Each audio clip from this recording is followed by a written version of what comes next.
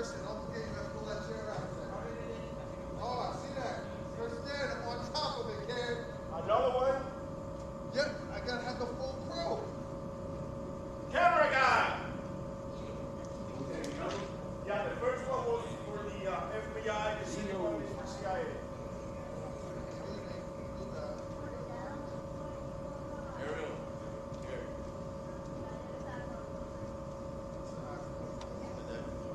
Oh my goodness.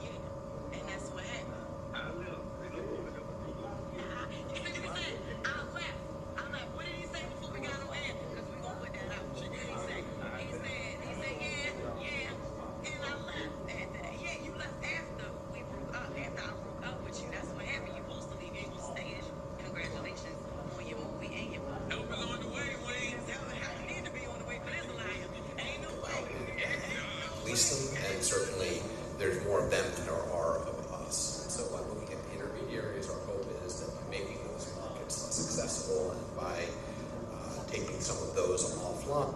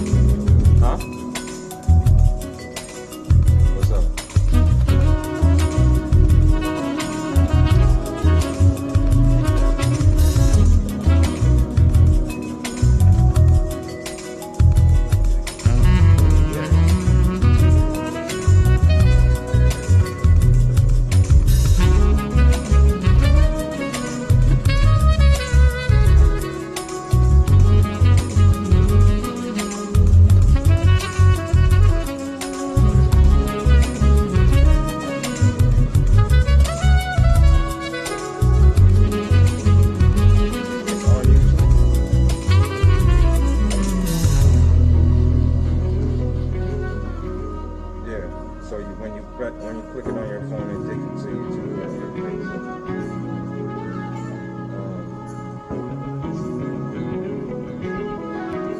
Okay, so it just shows the little track band.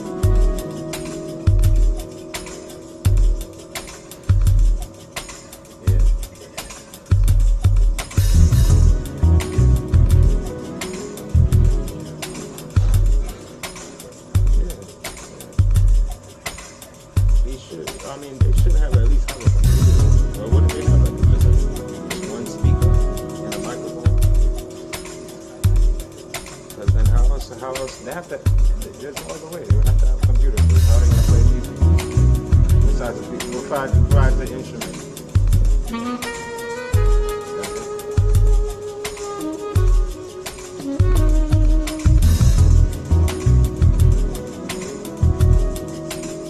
Are the musicians there to play the song? Is it a song that they can learn fast?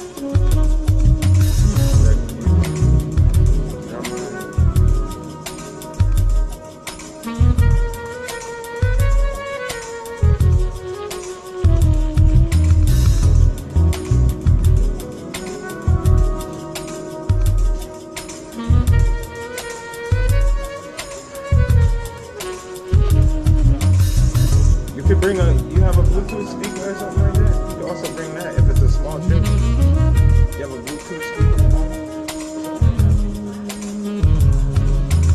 So then you can just play it off your phone like that. Put your phone on silent. And then you can play the song.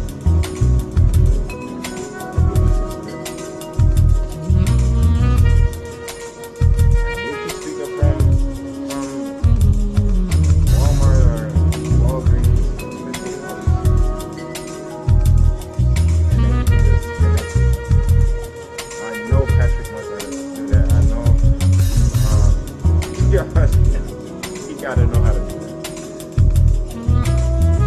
But me and Tati was gonna come up there later this afternoon, this evening, probably like 8 o'clock. So Jackie's birthday, whatever. Jackie's birthday. My dad's ex.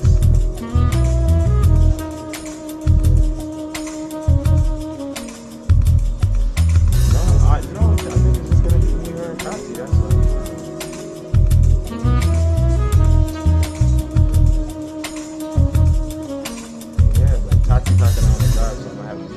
Tati to go up early.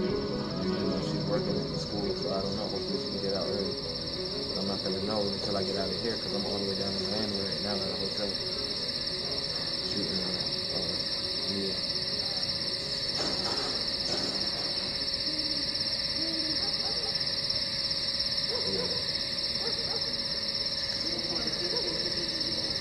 Yeah, tell her that you have it on your iPhone and that you have it on the thumb drive. Is that the same thumb drive from last time? With the tracks on it? Yeah, exactly. So they have, that one might not work unless they have a MacBook, because you have to have a MacBook to access the drive.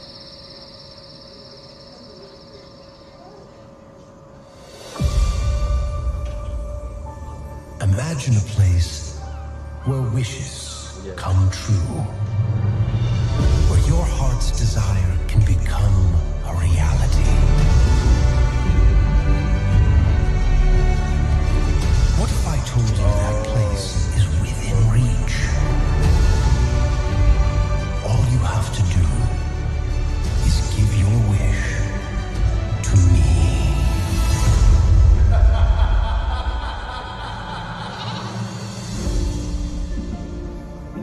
I wish. Whoa, whoa! What was that? Whoa, what are you doing? Valentino, don't eat that! It didn't work. When does the magic happen, huh? I'm talking. I am talking. Ha! Who knew my voice would be this low? So I look up at the stars to guide me, and throw dust into every warning sign. I'm sure there will be challenges that find me, but I can take them on one at a time.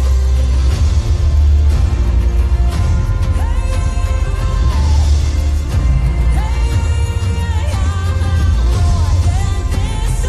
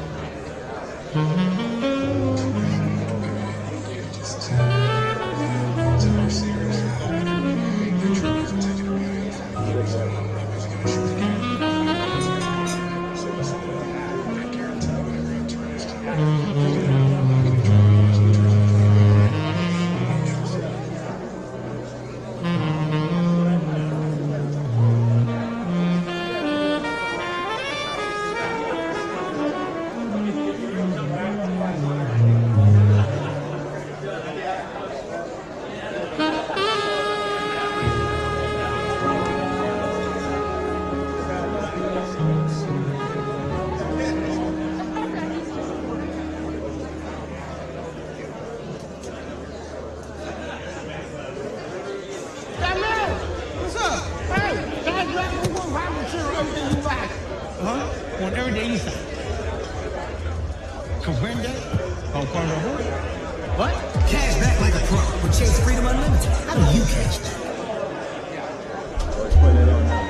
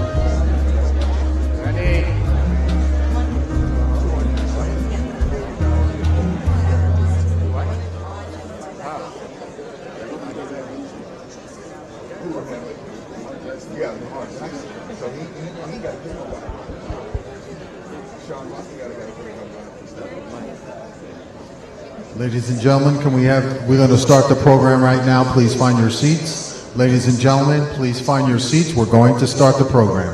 Thank you.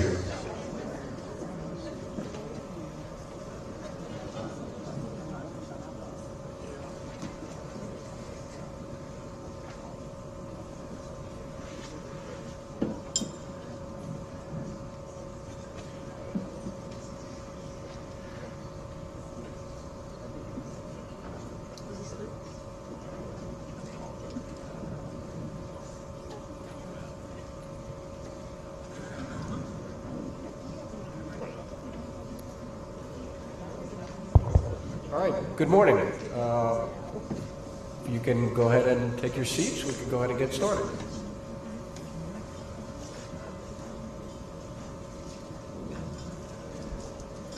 All right, folks. Hope you had a good first day and enjoyed the panels that we had, and hopefully found them informative. Let me just start with a couple of housekeeping issues.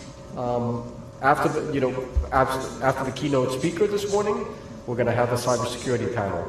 Thereafter, a break, and then we're going to have 2 breakout sessions. For those that are interested in the legal ethics, that's going to be in the breakout room, and it's going to be Riverfront South, and there'll be people outside of the room who can, direct you to where that breakout room will be. And then in here, we're going to have the trends and emerging issues in asset management panel. So again, that'll be the second set of panels for the day, and that'll start at 11 a.m. after the 10:45 break. The cybersecurity panel obviously will be here. A couple of other things. Again, if you're interested in the CPE credits, CLE credits, CFE, don't forget to sign up by the table at the door of the room here. And then after the panels, whether you go to the legal ethics or you stay here for the asset management panel, don't forget to get on your way out a certificate of attendance that we have for each of you that participated in this conference. And then lastly, with respect to the parking, again, don't forget, to the extent that you drove, get it validated and you'll get a discount on your way out.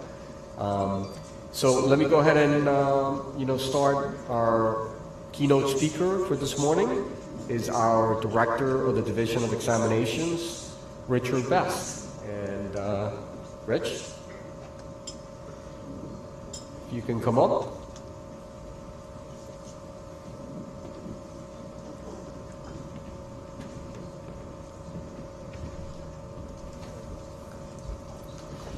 Anyway, welcome. Good morning. let me tell you a little bit about Richard. Richard, as I said, is our Director of the Division of Examinations for the Securities and Exchange Commission. He became Director of our Examinations Divisions in May of 2022, after having served in an acting director capacity since March of 2022. Prior to that, he served as Regional Director in the Salt Lake City Regional Office, the Atlanta Regional Office, as well as the New York Regional Office. In fact, many of you may remember that when he served as Regional Director of the Atlanta Regional Office, we had a chance to actually co-host this same conference, both here in Miami as well as in Atlanta. So, Richard is a veteran of the Southeastern Securities Conference, and we're extremely happy to have him here to tell us a little bit about, the Division of Examinations. Let me tell you a little bit more about him. Prior to joining the Commission, again, in those various capacities, Richard served as Chief Counsel in the Department of Enforcement of the Financial Industry Regulatory Authority, FINRA. He was also a Director, a Senior Trial Attorney, as well as a Trial Attorney with FINRA while he was there for a number of years. Prior to that, he was an Assistant District Attorney with the Office of the Bronx County District Attorney. There, he served as a supervisor in the office's Rackets Bureau, where he managed high-profile public integrity as well as organized crime prosecutions, among a whole host of other matters.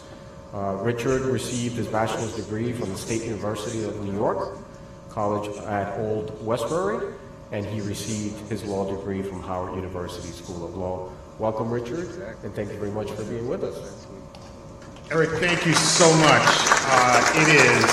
I can't tell you how much of a pleasure it is to be back here again. I thought that, I remember talking to Eric in 2020 because we were supposed to be here in 2020. So it's just wonderful to actually be here and to see so many familiar faces.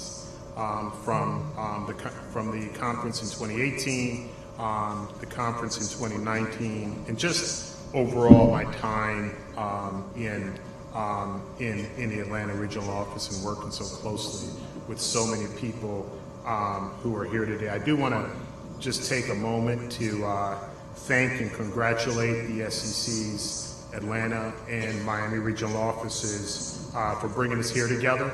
After 3 years. There are too many people to name, but the Atlanta and Miami staff should know that we're thankful for all of their work,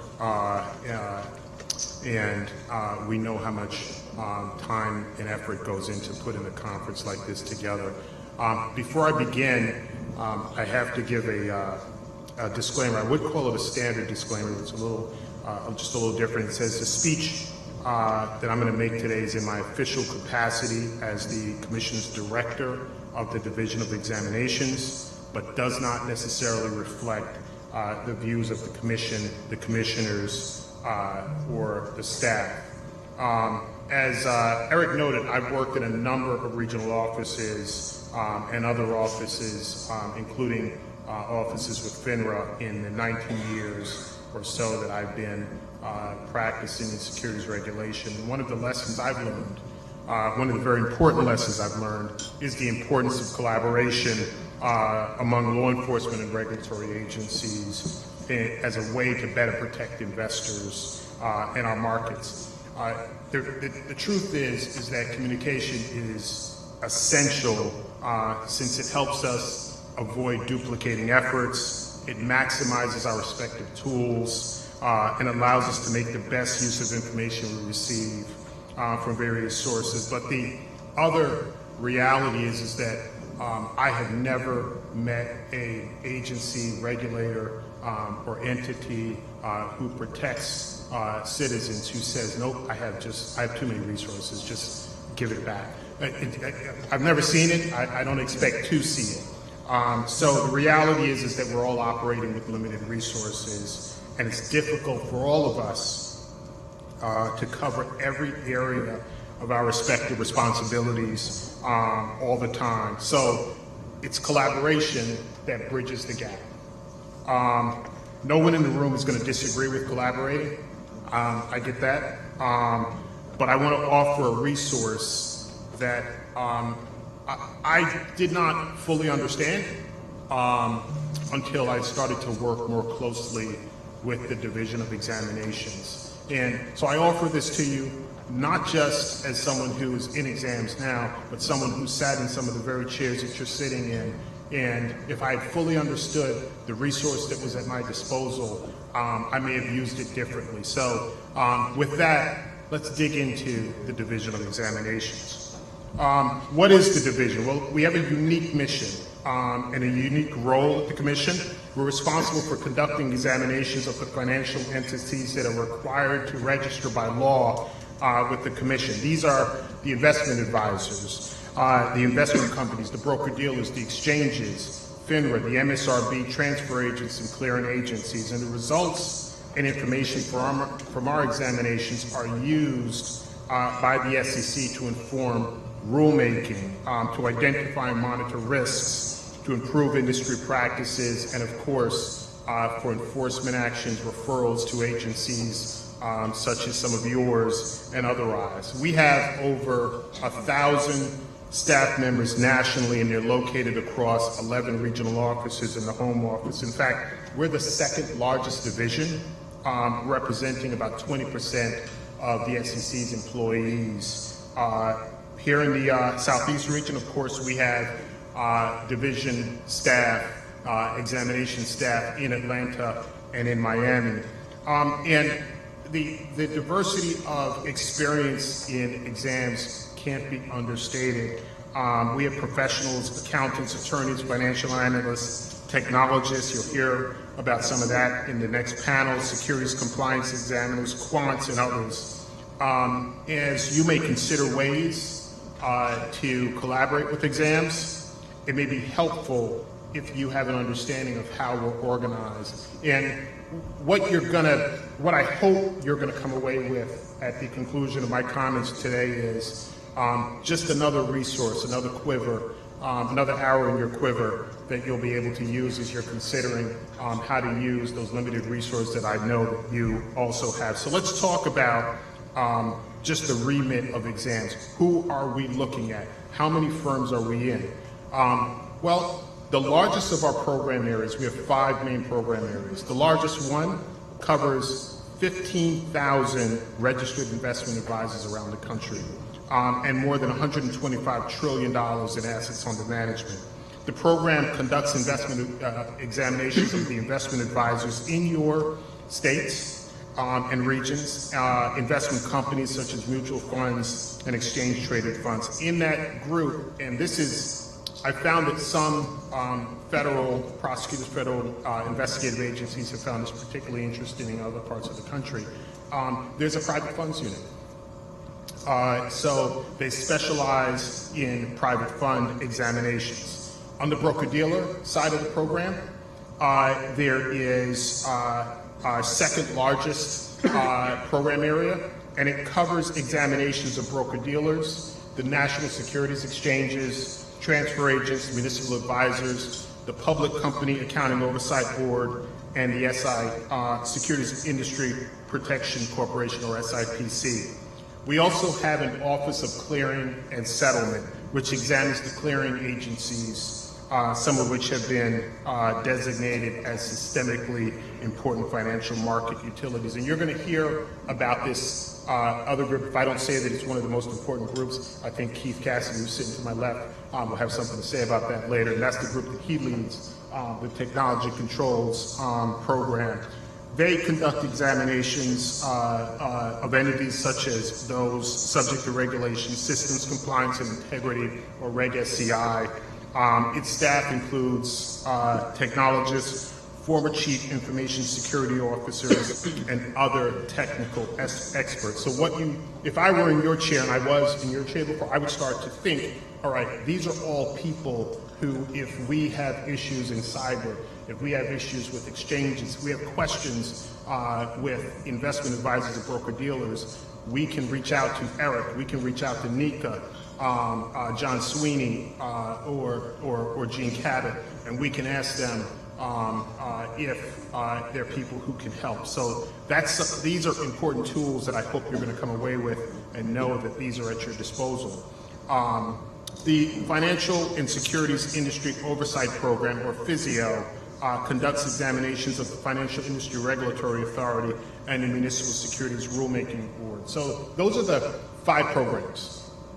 But that's not all that's there. That's not all that is available within exams. We also have an Office of Risk and Strategy, which houses and centralizes the division's special risk assessment, market surveillance, monitoring, and qualitative analysis. Now that's a lot in one sentence. Let's think about what they actually do. So when an event happens, when there is a geopolitical event, when there's a market event, when there is some type of circumstance that is impacting our markets, there have to be a group separate from the regions, separate from the home office program areas, who are looking at that risk every day. That is the Office of Risk and Strategy. And what they do is they lead our risk-based, data-driven approach to help prioritize our division's limited resources.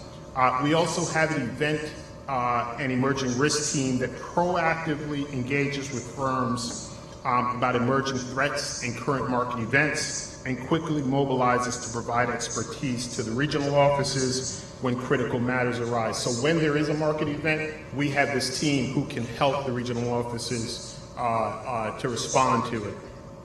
Now let's provide some information about the work we did in 2022 to give you a sense of the scope.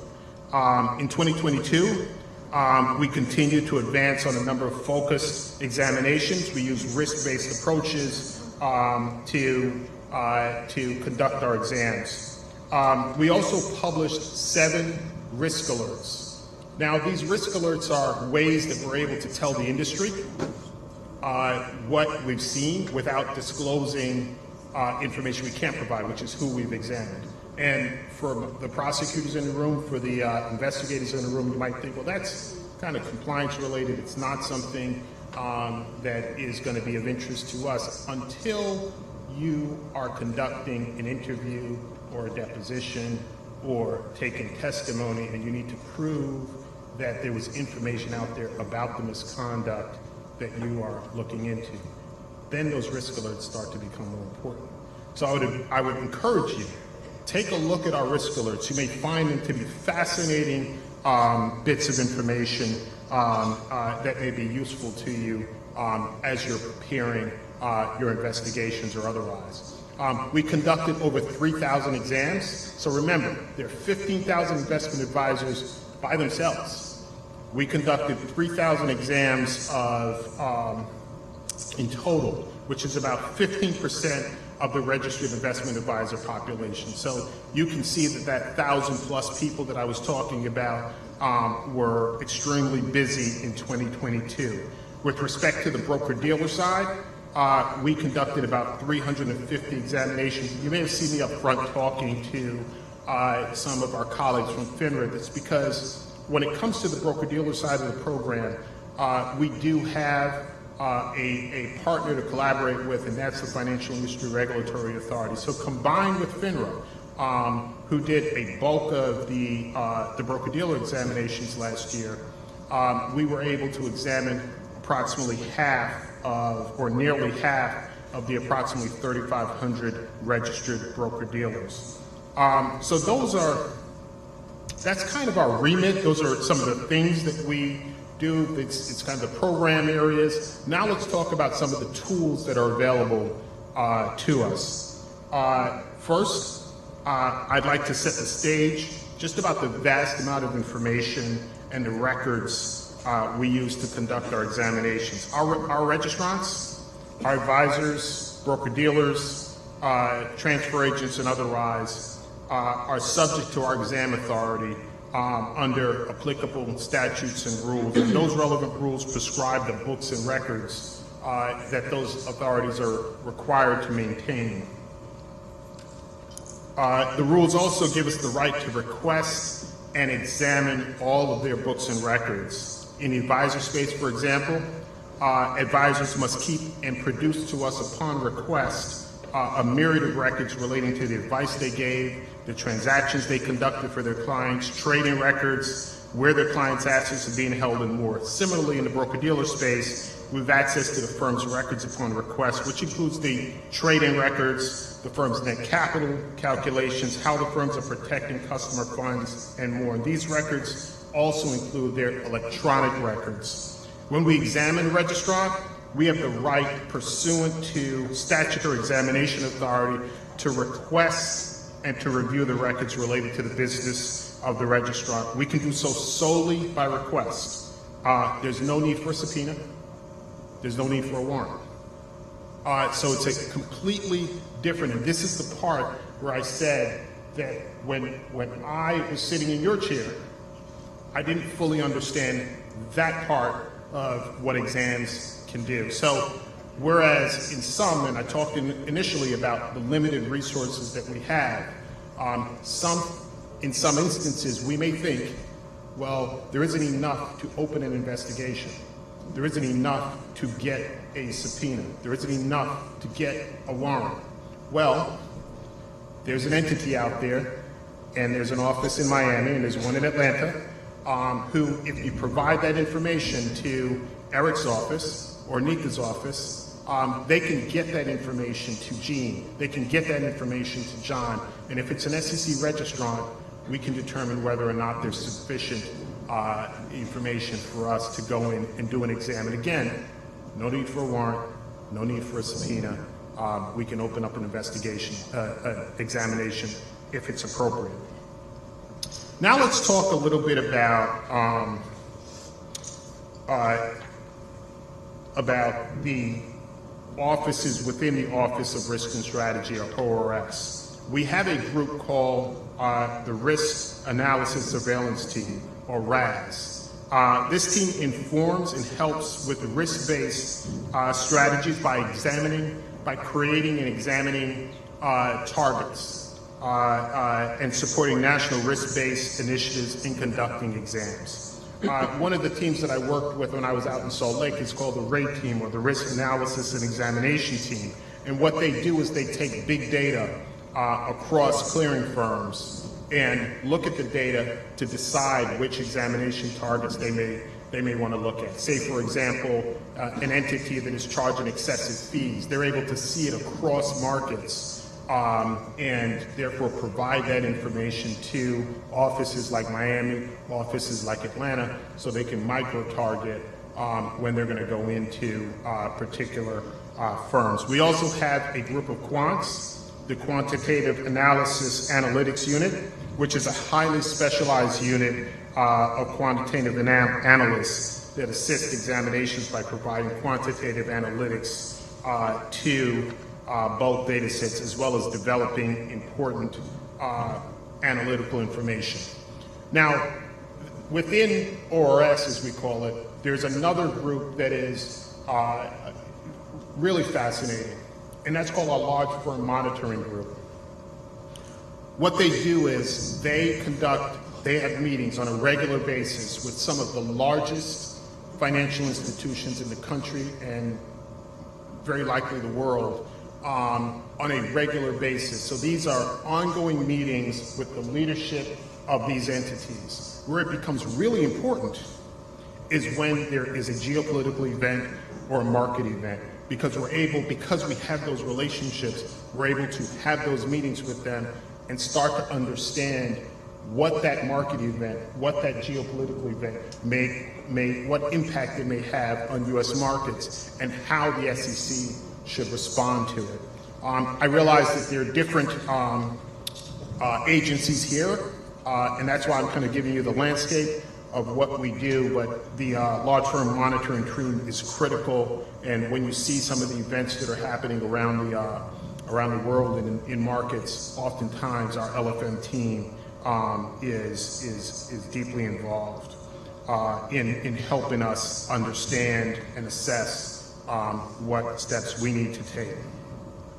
Now, so we've given you a landscape, or given you an idea of all of the different groups and how we can assess risk, how we can gather information, Let's talk briefly about what we do with all of the information that we obtain. We use a data analytics tool for registrant data analytics to identify potentially problematic activity and better understand a firm's business during examinations. We also use a tool to enhance the SEC's capabilities in examinations and oversight of market microstructure, including high-frequency trading. The tool produces reports on SEC registrant and market behavior at relevant time resolutions down to the microsecond. And it helps us to identify registrant engaging in potentially unfair market practices. We also have the ability, using artificial intelligence, to look at forms ADV, which is a form that our advisors are required to fill out, and we're able to look to see whether or not there are changes in the form ADV. But what does all of this lead to? Well, the impact of our examinations do not always end when our exams conclude. Where appropriate, we'll make referrals to our enforcement division, and many times these efforts will result in press releases as a result of the enforcement cases. And in those releases, you'll oftentimes see a reference to examinations.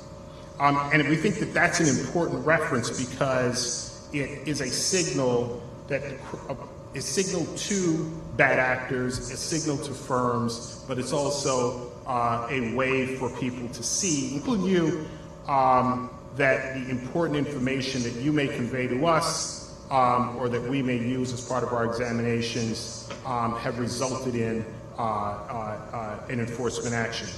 And we'll oftentimes make referrals to states. We'll oftentimes make referrals to federal agencies. So that is another point that's important for us to mention. And I think that the best way for me to give an example of where all of this ties together is some of the cases that we have seen over the last few years that have come out of this very region, where exams and enforcement and federal or state authorities have worked together and taken action when it's appropriate. One example is a case out of Atlanta where an exam referral led to an SEC enforcement action against Eric Holyfield, as well as a separate settled administrative action against Hamilton Investment Counsel, LLC, the investment advisor that Holyfield co-owned, and Jeffrey Kirkpatrick, the firm's CEO. In that case, the Georgia Securities Division filed a separate action, an emergency parallel action against Eric Holyfield. In that case, Eric Holyfield had misappropriated at least $1.7 million from 2 advisory clients and 1 brokerage customer, using the funds to pay for personal expenses, including the purchase of a home. The investment advisor Holyfield co-owned, and Jeffrey Kirkpatrick, the chief compliance officer, failed to implement the firm's policies and procedures, and it inadequately responded to numerous red flags surrounding Holyfield's outside business activities. So that's one case. But that's not the only one. There was another case from Atlanta, which is the Vision Quest matter. There was both an SEC enforcement action as well as a parallel U.S. Attorney's Office for the action by the U.S. Attorney's Office for the Eastern District of North Carolina. In that case, the SEC charged Stephen A. Peters, a Raleigh, North Carolina-based investment advisor, with running a Ponzi scheme that primarily targeted his clients, many of whom were retired and elderly.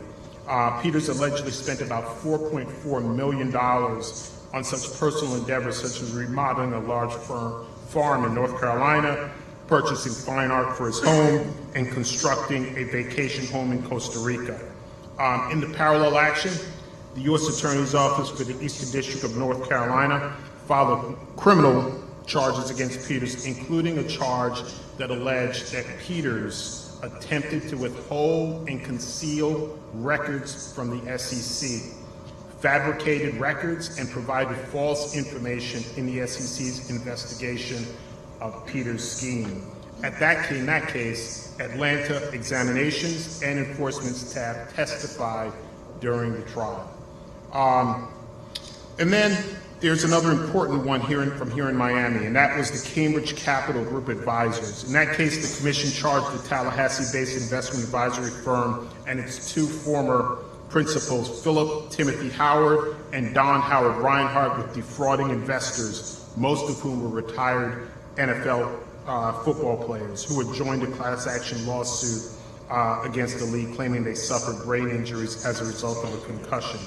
On December 1st of 2022, the U.S. Attorney's Office for the Northern District of Florida announced a federal grand jury indictment against Philip Timothy Howard, charging him with racketeering.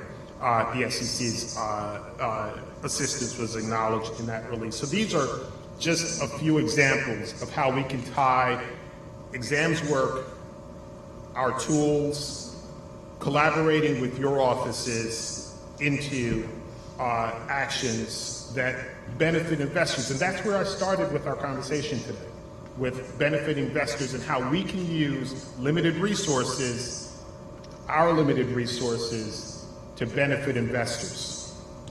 So the overall message from me today is not only to consider whether there's enough evidence for an investigation when you receive information about potential misconduct at securities firms registered with the SEC, but also consider whether there are ways that you can use some of the very information that we talked about today. If you think we can help, if you're not sure, reach out to Eric, reach out to Nika, John Sweeney, reach out to Gene Cabot. They're going to be more than willing to help you.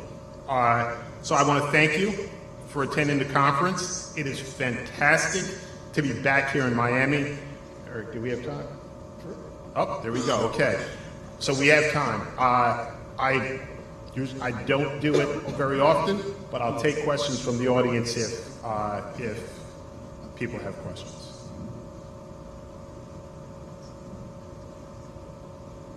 One in the back. I got one. Coworkers will tell you I don't need time.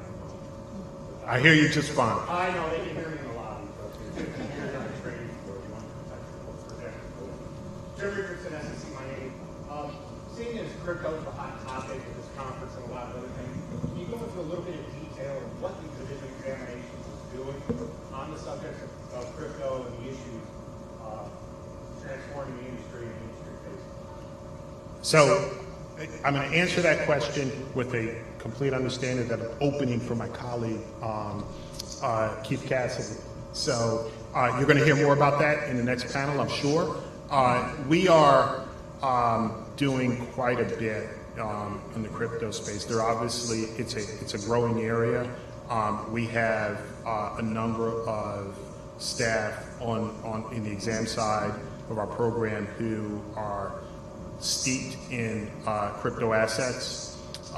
We're going to continue to do more in that space. What we're seeing is that a lot of the major firms are they're involved, and they're becoming more and more involved. So what you can expect to see, in addition to the assets and the staff that we have now, but you can expect to see that it's going to continue to grow over time as the industry advances in that area. Time for one more. Anybody? So got some in the corner there, and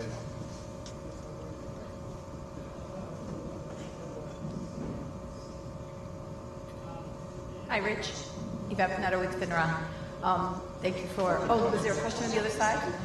two. So we're going to do two. I'll wait. All right. Yvette? Oh, perfect. I know you had the opportunity to mention the work that the exams are doing and letting everyone know, and you mentioned some of the work on cyber and different priorities and cases. As we look forward, what are those things that you're most worried about that you see that collectively we could be partnering more in to make sure that we're getting to the right places? I know we've heard about a lot of different units, and later we'll talk about private funds, but what more can we be doing to make sure that we're staying ahead of that curve? So I think you're touching on quite a number of areas. I think that the cyber panel is going to be critical because that's an area that's going to continue to be, that's an area that impacts us. It doesn't matter which agency we're with, that is a threat. and an important threat that we need to deal with. Crypto assets is another one.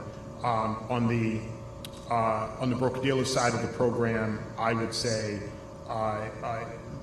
we passed for many in the room who may not know, we enacted a rule called Regulation Best Interest, and it is designed to help the SEC and FINRA and others to better protect investors on the broker-dealer side of the program. I think that Regulation BI is going to continue to be a critical part of our priorities moving forward on the broker-dealer side.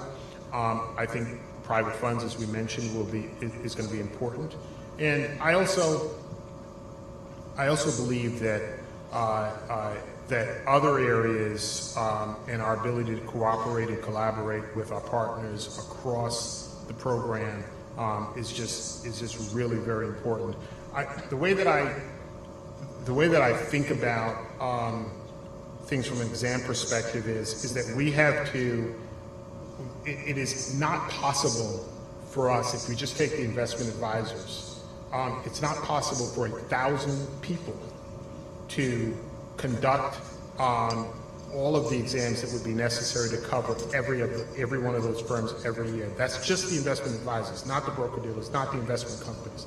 So it is critical, every time I get a chance, for me to say that one of my key priorities is to convince people like you to partner with us, because I think that that is the best way for us to protect investors. That has to be one of our primary priorities. If you wonder why I spent 25 minutes talking about collaboration, because that is the way we best protect investors. Now we get to Glenn. Thank you, sir. Good morning, Ben. If I could bring you back in, please, my colleague. I was just wondering, since you've seen the examination program that FINRA and the SEC, from a broker-dealer registrar's perspective, are there big differences in the way exams are conducted, or are they more similar? So that's a great question. I think that they're very, very similar, but there are useful differences, right? Because FINRA is able to focus on broker-dealers in a way that the SEC can't necessarily do that because we have a broader remit, right? If you take our broker-dealer and exchange program, it's broker-dealer and exchange. That's broker-dealer, exchanges, transfer agents, on and on, right? Municipal advisors. So those staff in BD, in our BDX program, they have a broader remit. That's why that collaboration, that communication, the close working relationship that we have with the FINRA exam program is important, because it's the two programs that allow us to look at, last year, half of the broker-dealers in the country, right? We couldn't do it alone, FINRA couldn't do it alone. So it's the two working together that give us that level of coverage across the industry. But now here's an interesting thing, Glenn. On the investment advisory side of the program, we are the regulator.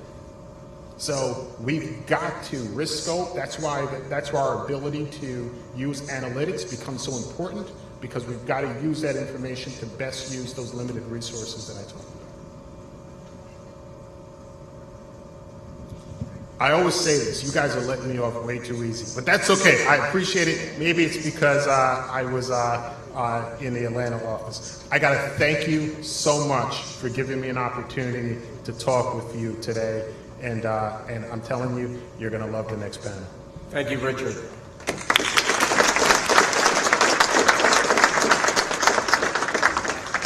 And we'll start our next cybersecurity panel in 1 minute. We'll get folks up here.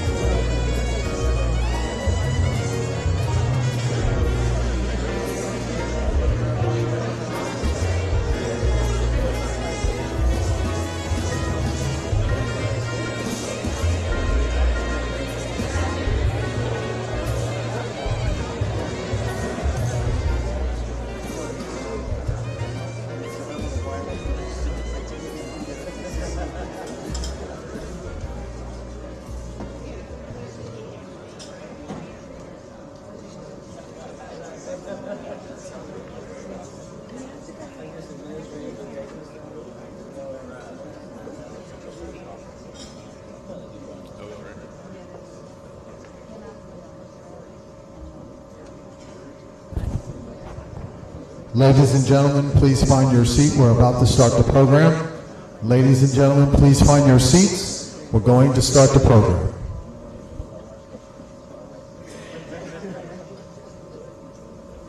Good morning. My name is Keith Cassidy. I happen to be one of Rich's deputies in the Division of Examinations. I also have the privilege of leading our Technologies Controls program. And like Rich, I need to give the disclaimer, which I'll give for all of our SEC panelists, that our comments today are our own and do not necessarily reflect the views of the commissioners, the commission itself, or any of the other staff. I'm also going to give a disclaimer to our panelists that I got a good run in this morning and I'm fully caffeinated, and usually I'm the one that has to answer the questions, but I get to ask them today, and as Sal knows, I like to ask a lot of questions. So very privileged to be here with this panel this morning. I'll start with some introductions. To my immediate right, Greg Markovich joined FINRA on February 1st, 2016. And he's responsible for leading cybersecurity examinations and providing security consultation and training for other staff. He is currently a senior director responsible for a specialist team that investigates cybersecurity-based fraud at member firms. Prior to joining FINRA, Mr. Markovich has 30 years of information technology and security experience working at 2 investment management firms, including Capital Group American Funds and American Century Investment. In addition to having an MBA degree from the University of Missouri, Mr. Markovich has several security certifications, including the Certified Information Systems Security Professional, CISSP, and Certified Information Security Manager certifications. To his right, Sal Marano is a senior specialized examiner focusing on information technology and cybersecurity within the SEC's Division of Examinations. Prior to joining the commission, Mr. Marano was the Chief Information Security Officer for the Overseas Private Investment Corporation. Mr. Marano has worked in information technology for over 20 years, with 12 years focused on cybersecurity. He has a degree from George Mason University and a master's in information security from the University of Maryland University College. And more importantly to me, he keeps me out of trouble most days. To Sal's right, Dave Hirsch is the Chief of the Crypto Asset and Cyber Unit with the SEC's Division of Enforcement. Prior to that position, he served as a counsel to Commissioner Carolyn Crenshaw. He began his career in the SEC as a counsel in the Division of Enforcement, where he was a member of the SEC's Digital Ledger Technology Working Group and Dark Web Working Group. He is a graduate of UCLA School of Law and clerked for Judge Edward Schatz in the United States District Court for the Southern District of California. So we've got a great panel this morning. Unfortunately, Amanda Sen, who is the Chief Deputy Director of the Alabama Securities Commission, is not able to be with us here this morning due to weather. But she was able to talk to the panelists, and I think some of the themes and ideas that she was hoping to convey, we'll make sure that we try to hit in our questions this morning. So we've got to know who's on the panel. And I thought it might be helpful to folks that maybe not as familiar with these specialized groups within the agencies, that our panelists maybe talk a little bit about the group, what types of registrants or entities you typically work with, and how you approach cybersecurity issues. So we'll start with Greg. Thank you, Keith, and good morning, everyone. I'm very happy to be here and appreciate the opportunity to talk about FINRA's Cybersecurity Specialist Program, of which I've been a part for a little bit more than 7 years. So when I joined FINRA 7 years ago, our Cybersecurity Specialist Group was 3 people. Today, we're about 25 people. And we've actually been going through a bit of an expansion and building out some additional teams and capabilities. So we have 25 people that are split across 3 sub-teams. One of them focuses on cybersecurity reviews or audits. One of them focuses on cybersecurity investigations. We go into firms after they've had a cybersecurity incident and we investigate what happened and what they did in response. And then our third team is a newer team. It's focused on crypto and digital assets, and they do a little bit of exams and they do a little bit of investigations as well. So very much in an expansion mode. Most of the people that have joined FINRA on these teams are experienced technologists, many of them from financial services before they joined. And Our ultimate goal, of course, is to help firms enhance their cybersecurity programs, but when we come in and do an investigation, there can be multiple outcomes. One can be a set of observations or recommendations that we make to firms about how to improve their programs. But we can also cite firms for exceptions to FINRA or SEC rules. And we do a little bit of both. We probably tend to do more observations and recommendations, but through the years, we are in a position now where we probably are doing more exceptions when we find firms not following what we consider to be the effective practices in the industry. So I think that's a little bit about FINRA's program. Right, so I'm within the Division of Exams Technology Controls program. And we initiated the TCP program back in 2015, initially focused on regulation, systems compliance, and integrity, RegSci. And we focus on exchanges, clearing firms, large ATSs. And it's a fairly prescriptive regulation which allows us to go fairly deep within the cybersecurity and operational aspects of the program. In the past few years, 3 to 4 years, we've started to look further and further into investment advisory and broker-dealer firms, looking at their operations and their cybersecurity programs as well under Reg SP and Reg SID. So looking at the physical and technical safeguards of client data and assets. And to that extent, we don't perform exams too much differently. I think Rich referenced that in his brief earlier. We will typically look at policies and procedures. We'll look at how the firm identifies the risks or identifies their controls, and then we try and test those controls from an operational standpoint. How do they operationalize those documents into practical safeguards and technical configurations and such? So I'll leave it there. Great, thank you very much. Yesterday I started with a thank you for the opportunity to be here, which I will reiterate today, and then I will follow with an apology for having to take up your time 2 days in a row. But I very much appreciate your patience. So the Crypto Asset and Cyber Unit, as I mentioned yesterday, was formed in 2017. A lot of the attention we've been getting lately is regarding the crypto work we're doing, but we are also very heavily focused on cyber. I think our view is in many ways complementary to the Division of Examinations, and I think a lot of the cases we've brought have been the result of great referrals we've received from them and from others. And so we are looking both at the registrant community and looking at Reg SCI, Reg SID, Reg SP, for policies and procedures and compliance with those policies and procedures in the registrant community, and we also have responsibility for ensuring that public issuers are providing material and adequate disclosures to their investors when they've suffered an incident, and that they are maintaining and updating and complying with their own internal policies and procedures and best practices. We'll leave it there for now. I think I would double down on Rich's comments earlier. I mean, the folks here, as well as their staff and their colleagues, we work closely and have worked closely together since the inception of the then cyber unit and TCP back 2015-16 timeframe. So Sal, I happen to know that the Division of Examinations FY23 priorities identify cybersecurity as a focus area. Can you talk to us a little bit about that? Sure. So bear with me a little bit. We have a handful of them. We'll start with the broker-dealer investment advisory approach. So we're looking into, obviously, the protection of client data. We want to understand, again, the operational aspects of the cybersecurity program, the operations, and how data is onboarded and moved around the organization. And we want to make sure there's reasonable controls in place to protect, again, the client data. A second focus is going to be on vendor management. So how do investment advisory BDs, how do they look at vendors, how do they vet vendors, determine what vendor is going to be able to provide the accurate or effective services for them, and then once they've selected a vendor, how do they continue to monitor that vendor over time and ensuring that the vendor is maintaining the appropriate safeguards on the data or on the information or services they're providing.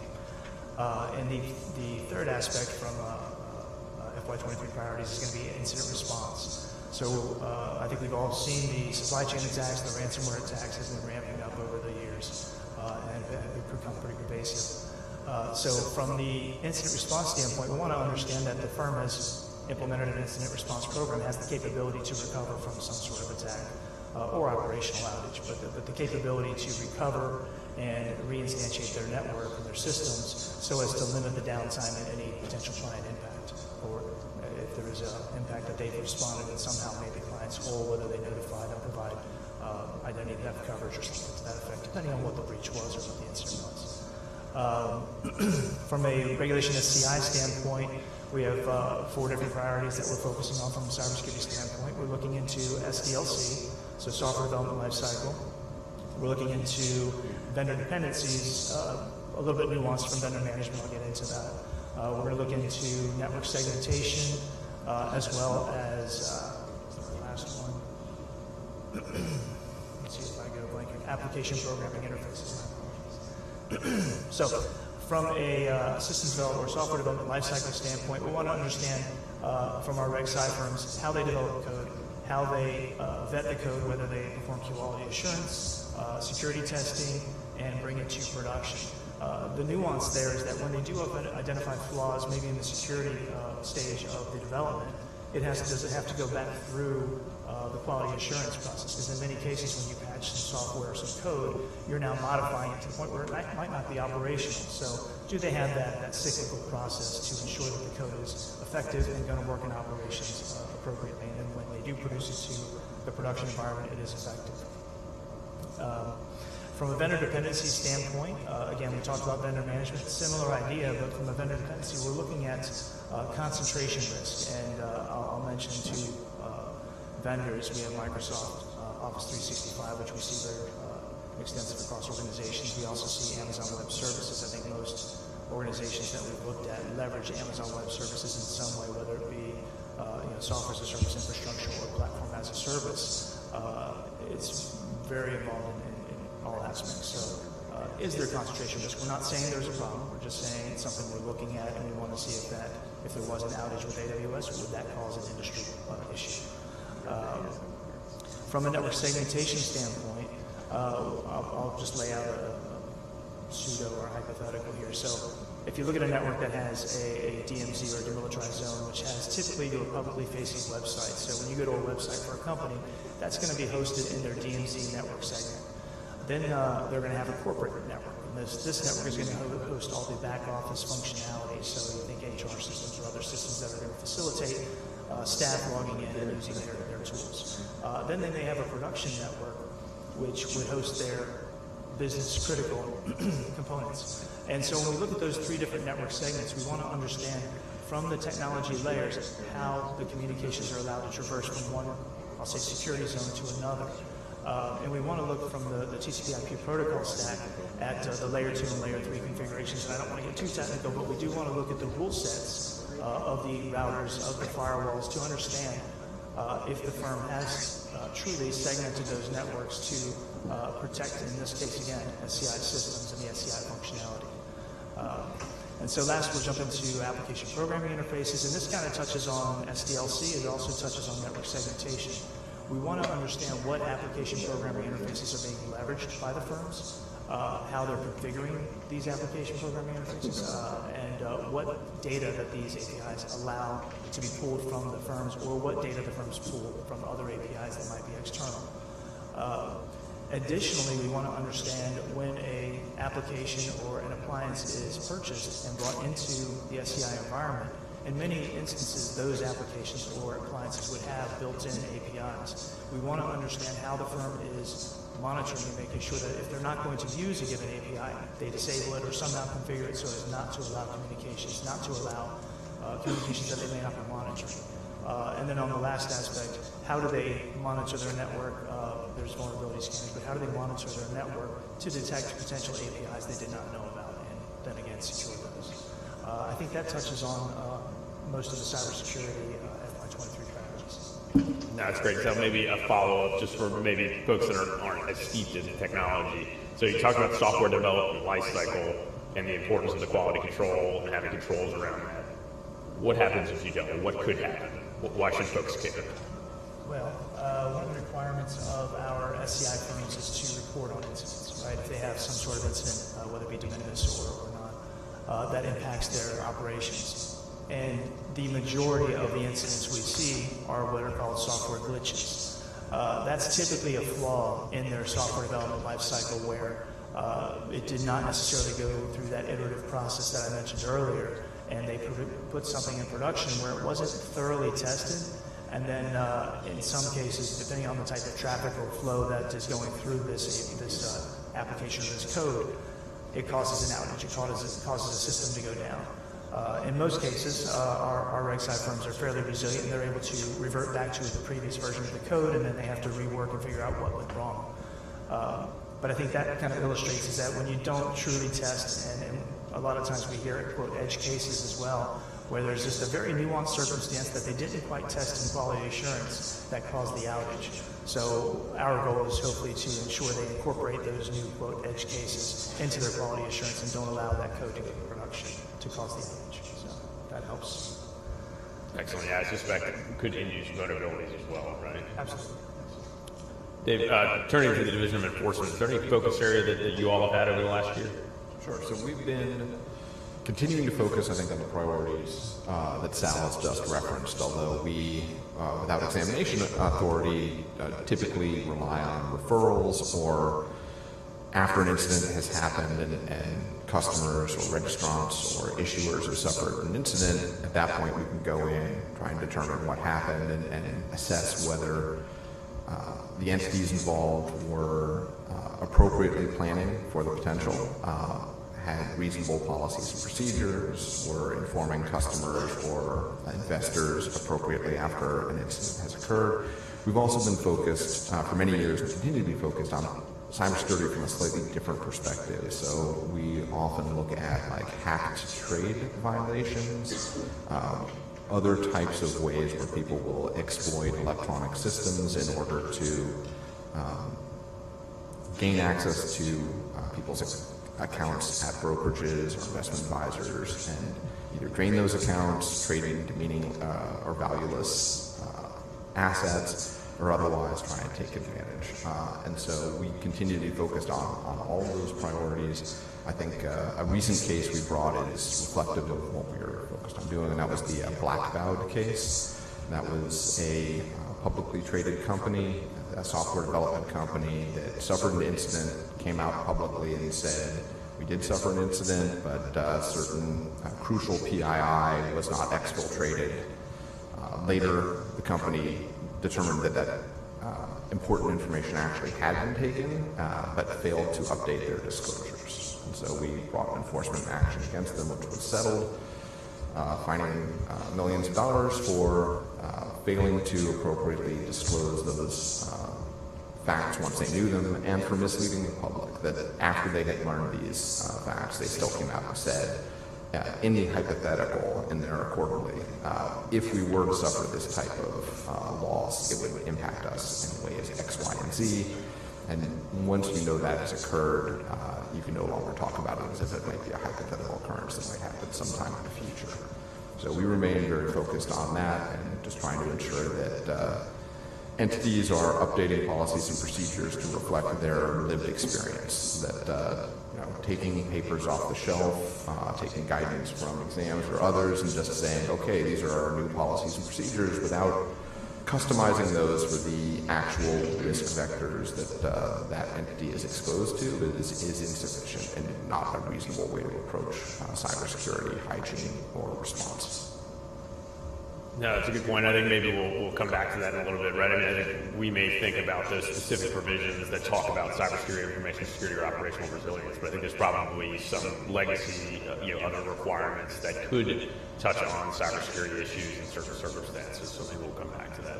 Greg, I wanted to turn to you and talk, from a FINRA's perspective, what are you seeing as far as threats to your financial institution these days? So that's a big topic.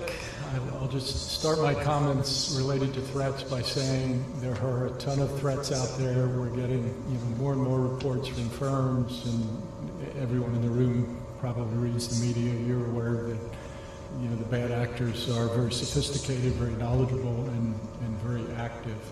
So to get to some specific threats that we're seeing from across FINRA firms, and I'll kind of start with those that we get the most reports on and then work through some that are more in the medium category.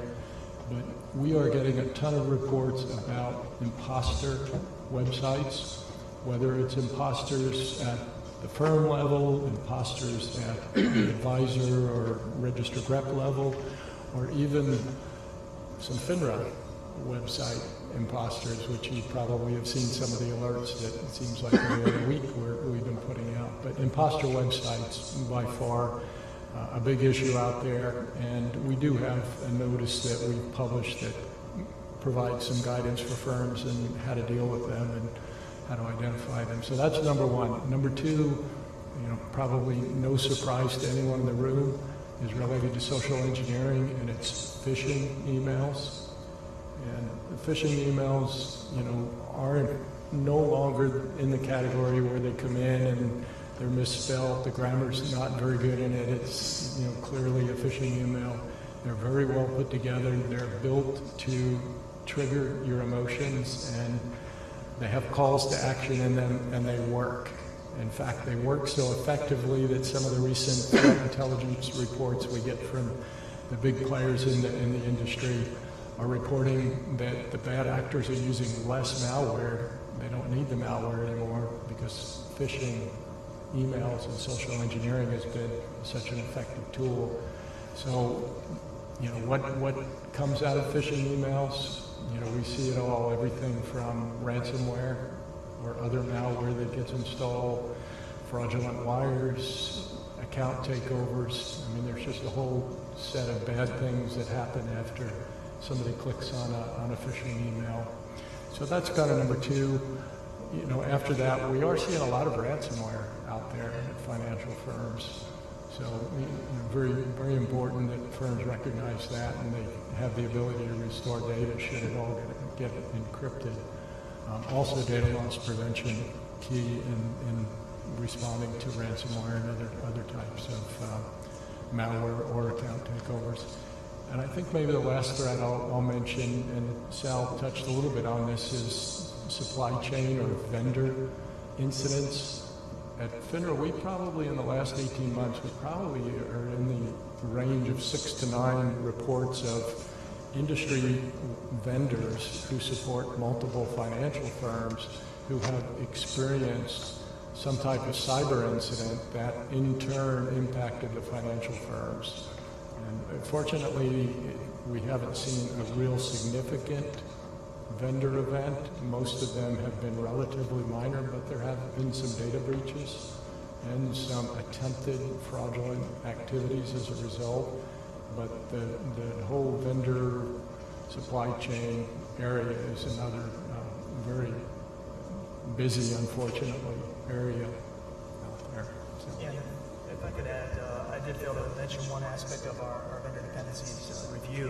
One component of the vendor management is understanding what services the vendor is performing for the company, but then secondarily, understanding what services the vendor has then outsourced to a secondary vendor or even a tertiary vendor. So now you can no longer just look at your vendor, you need to understand what services is your direct vendor providing, and then how many outsourced components are they working with other vendors on. So that also jumps into that vendor dependency aspect of our reviews, is definitely trying to get a holistic view of the true level of vendors that are being utilized, and making sure that the registrant is aware of this as well. Just one other trend I forgot to mention.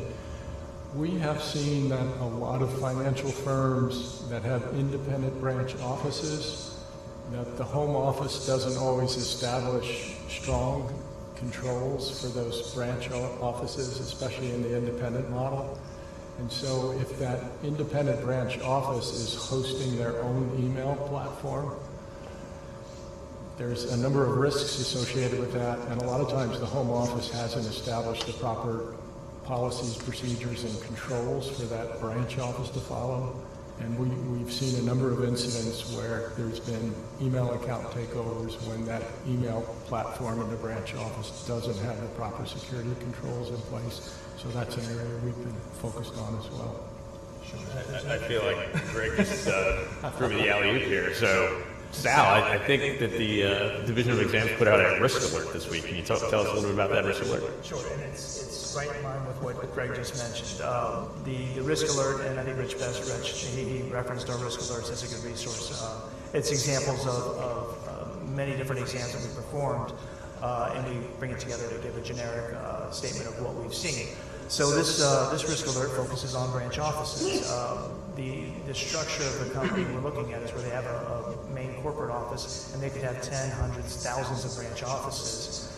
And what we saw over a couple of years, we continue to see breaches or compromise or incidents at offices, at companies, and when we go and look at them, oh, well, that's our independent advisor representative, that's a contract office, it's not really us. But they're still their registered rep, right? They're still registered with the company, with the SEC. And thus, we're realizing that the same controls, to Greg's point, are not in place at these branch offices. They are given some guidance, they may be given some information, but they're definitely not implementing the same controls across the board at these companies. And that's the gist of the risk alert. It actually references breaches that have occurred, that have impacted clients at many different branches of these companies. So, yeah, glad we're seeing the same things. Well, and so can I ask, that it may not be obvious to folks, right? So what's the impact that a satellite office, a branch office, doesn't have the same controls that the main office does? Sure. So the impact is the breach, right? The impact is the compromise of the network.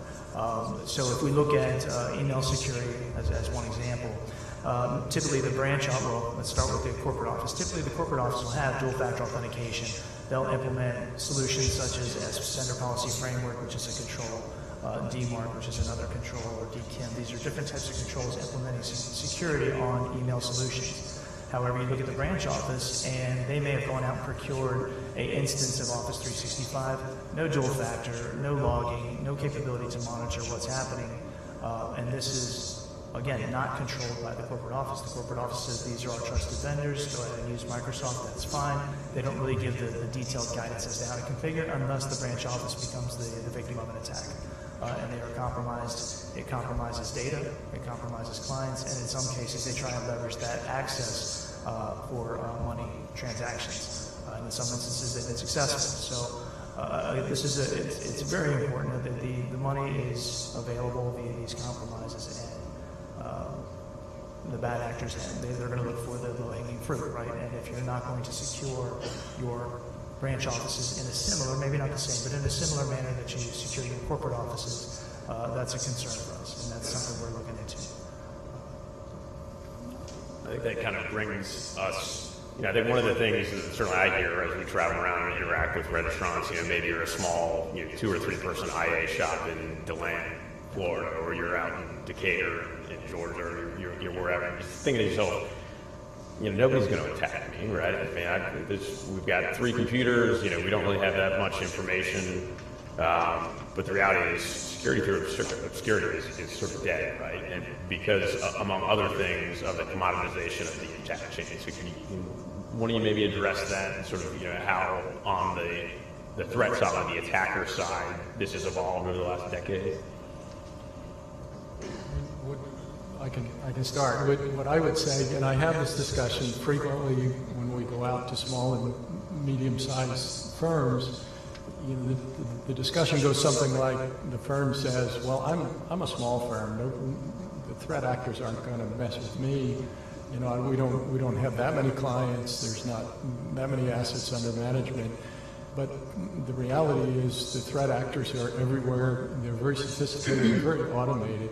So what I would say is if you're using Office 365 as your email system, which many firms do, especially small and medium-sized firms, it's in the cloud, there's not a lot of administrative work you have to do. If you don't have multi-factor authentication on your Office 365 platform, start the stopwatch and count how many minutes it takes for the threat actors to start to take over your email accounts. They're out there, they are all over some of these cloud platforms, and they don't care whether you're small or medium size, you're a target, they're going to get in, they're going to look at the email account, they're going to find, if it's a registered rep or an advisor's email account, they're going to find prior instructions to withdraw, move money around, they're going to copy it, all this is automated, it's very easy for them, and they're after the money, they don't care about the size of the firm. Small and medium-sized firms are at just as much risk as some of the big firms that are out there. No, I concur. I fully agree. If you think about the term phishing, right, they're not looking for a specific fish, you're looking for any fish. And I think that's the point, is that anybody who's on the internet is a target. And each of these firms need to make sure that these branch offices have those minimal controls in place. So, yeah, I agree. I think maybe we'll just stay here for a moment, because I know this was one of the more shocking briefs that I got years ago, and trying to understand this. And there's different models for an attack chain, right? You have reconnaissance, you have the actual breach, you have maybe the infiltration or the exploitation, and then exfil of data. What I did not realize until several years ago was that you have gangs that just focus on one aspect, or maybe even a micro aspect of that attack chain. And so if you think, you have a group of folks who are sitting somewhere overseas in a country that doesn't have an MLAT with the United States, and they're essentially able to just probe the network. And so Greg mentioned, you make an adjustment to your network configurations or a firewall or a new application, and they're able to just sit there wherever they are and probe to see whether that's a vulnerability. And they may have expertise in that one particular exploit that gets into that particular application or network device. And what do they do at that point, right? So, again, like let's say they breach that 2-person IA shop. Like, how are they going to monetize that? Well, they may or may not even be capable or have the ability to do anything with that. But what they can do using the dark web is they can sell that information to someone who is experienced or has expertise in the next step. And so you have this whole marketplace where individuals can, sit overseas essentially essentially protected from any sort of law enforcement or implications, and they just deal in volume, and then they can just sell it almost like a Craigslist to the next layer up in the chain. And you do have different gangs that specialize in certain types of, either attack vectors or certain types of financial or other institutions. So that target where you think, no one's going to be targeting me, I think that's sort of gone by the wayside. So certainly, definitely something that's concerning. I don't know if folks have anything to add or amplify on that. I'll just to amplify, I think you did a right statement. We've seen the sophistication of the attacks be enhanced, and one aspect is what Keith mentions, where certain hackers have the capability to perform certain functions, gather certain specific components that would allow a next step attack. What we've also seen is, and this is probably in the past 10 years, we've also seen the kit building of cyber attacks, where they'll build an attack chain in a script or in some code, and then they'll sell this code, and that allows a non-sophisticated attacker, or we call them script kiddies that don't really know what they're doing, to take a very sophisticated attack and just point it at any company and see what happens. And so that expanded the number of attackers out there, not just basic attacks, but enhanced attacks and sophisticated attacks. So again, that makes all of these minimal security controls critical to implement. And I know we're going to touch on this later, but AI is going to make that even more critical. So maybe pivoting slightly, we talked a little bit about threats. What are the common trends and findings that you all are seeing as part of your exam for regulatory reviews? Sure, I can get us started. So when we go out and do exams, when we go out and do investigations, we always look at policies and procedures, and I'll just start there, because you have to have administrative controls in place before you can have effective technical controls.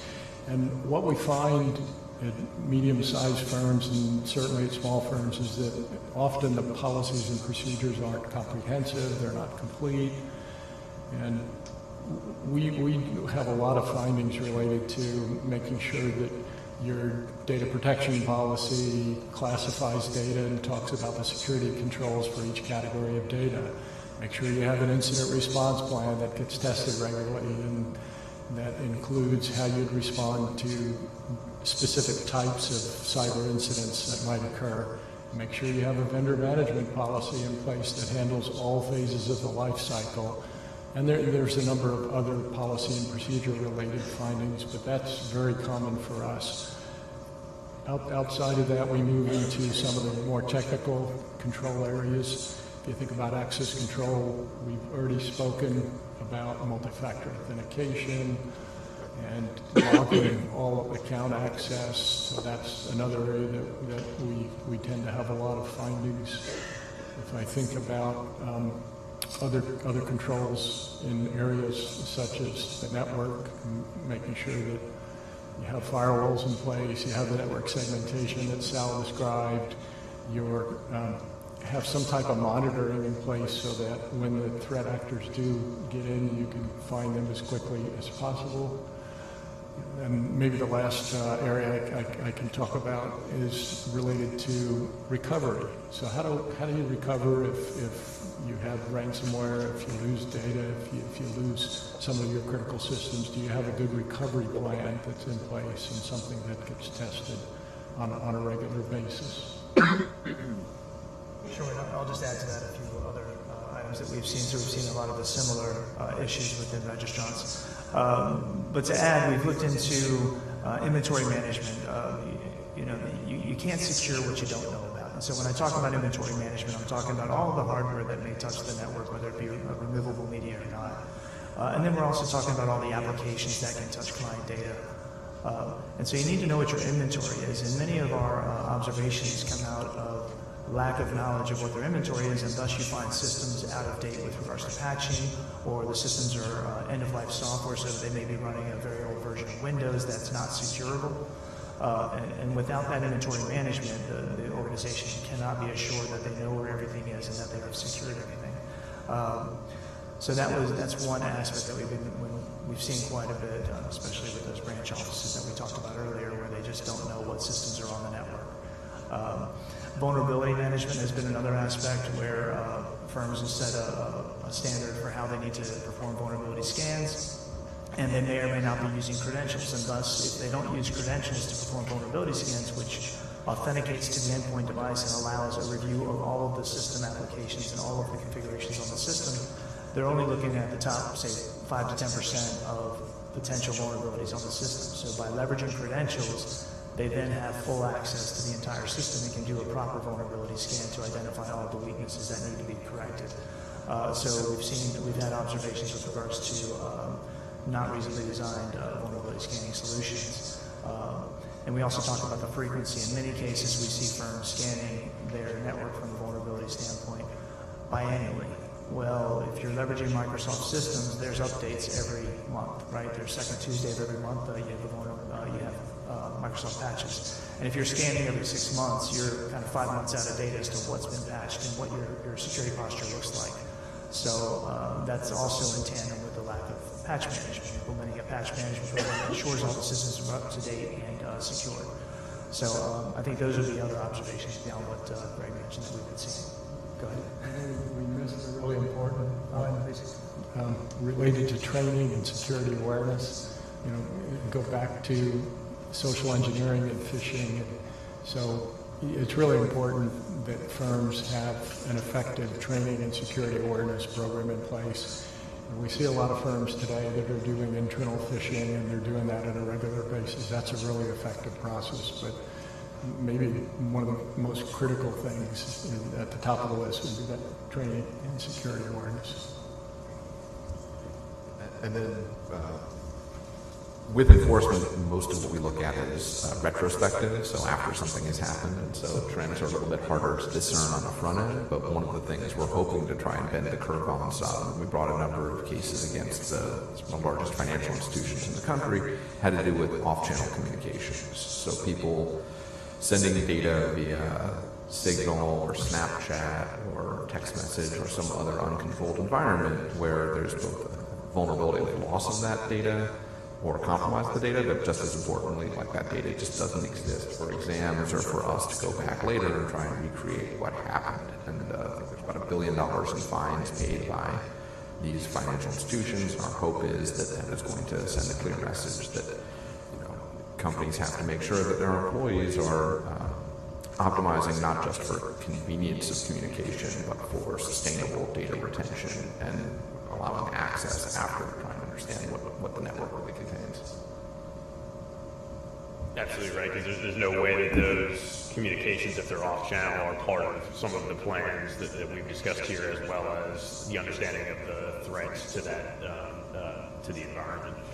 I wanted to sort of come back to something that Sal mentioned on patch management, because as a lawyer that came sort of late to technology, I didn't really appreciate this. So start with, what is a 0 day?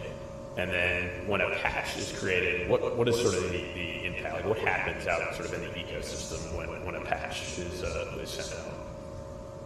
When a patch is installed? No, so let's start with 0. What is a 0 day?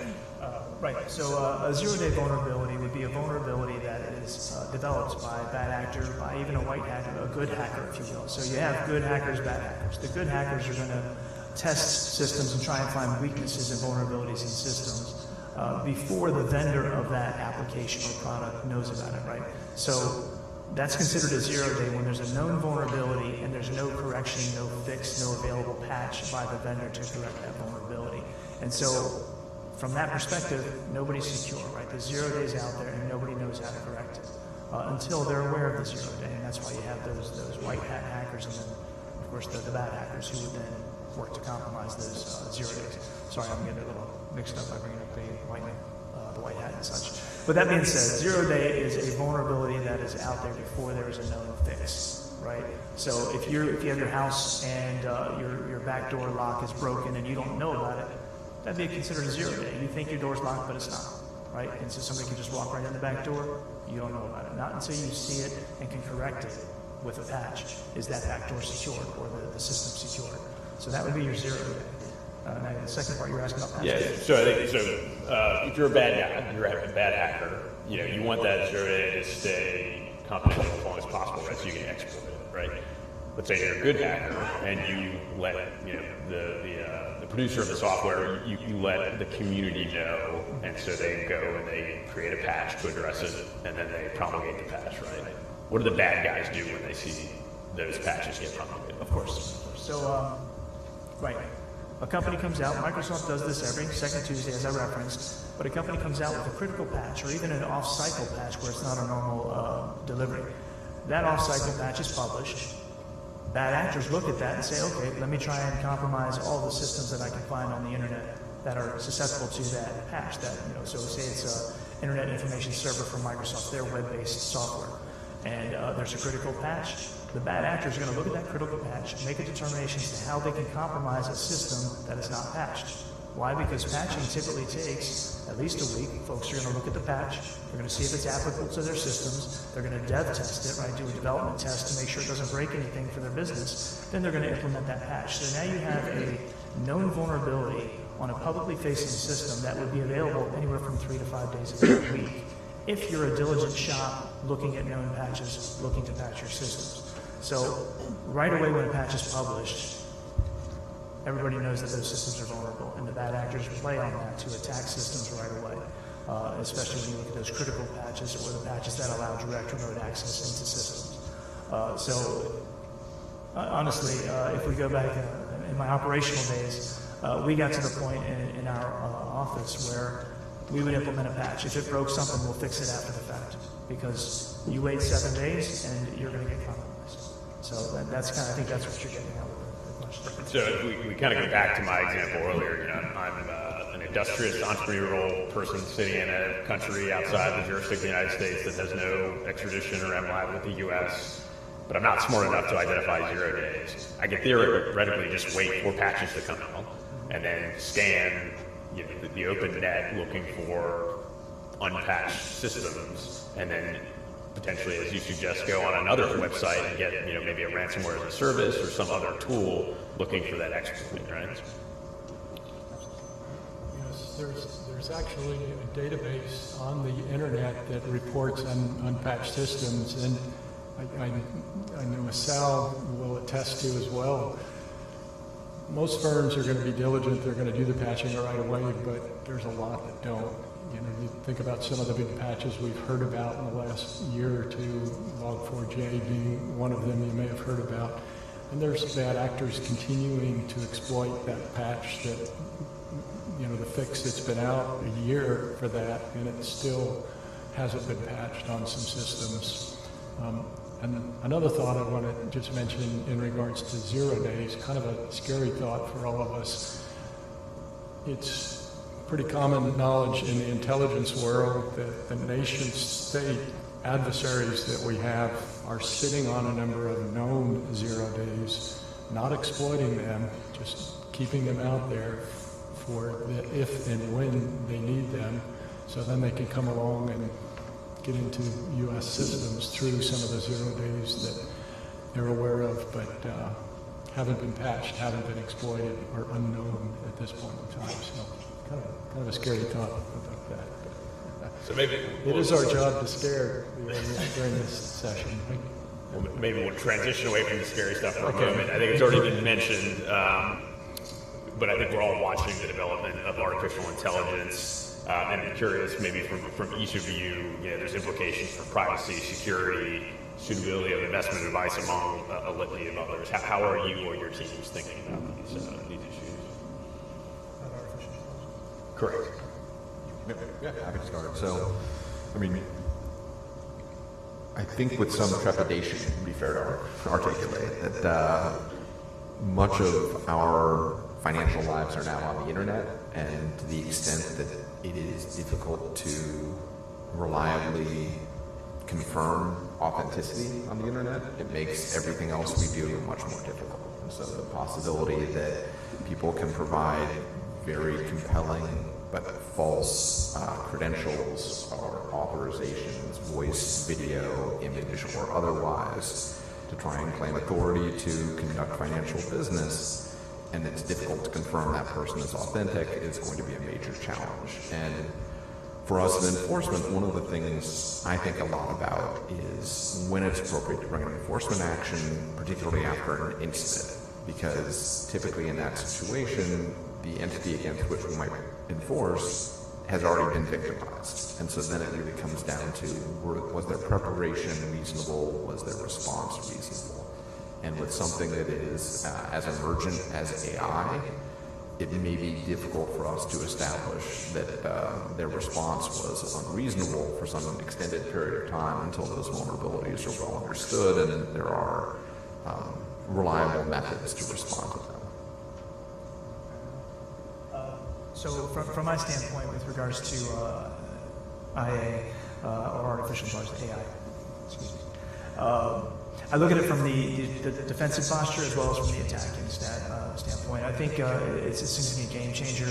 As I alluded to earlier, it's going to allow more and more folks to gain access to more sophisticated attacking methodology and attacking capabilities. So not only is it going to be say a bucketized script that they can run that's going to be effective, it's going to be able to modify its attack vector through the artificial intelligence capabilities. So it's not going to be a static code anymore, it's going to be a changing code as it attacks systems.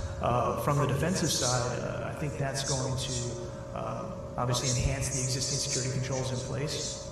But my concern with the defensive side of these things is, what is the artificial intelligence going to do to enhance the existing security controls in place, and what potential gaps exist? I've never seen a security control that's kind of that silver bullet that protects you from all aspects. So say we're talking about endpoint protection, there's always weaknesses or gaps in the security controls.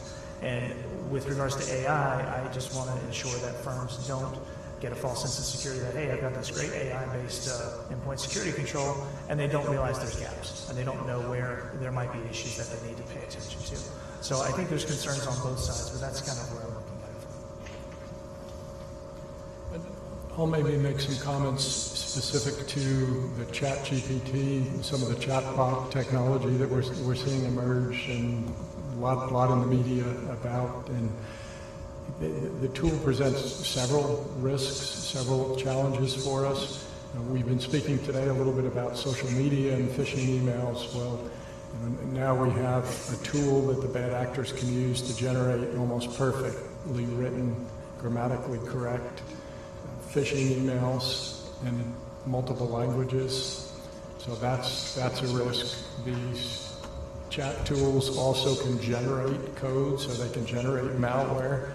And by the way, once they generate the first version, it's pretty easy for them to generate a second and a third. That will bypass some of the anti-malware signature checking defense capabilities that we have. So those are both risks associated with ChatGPT and tools like that. Also just want to mention another really simple one is that there's a lot of interest in the tools.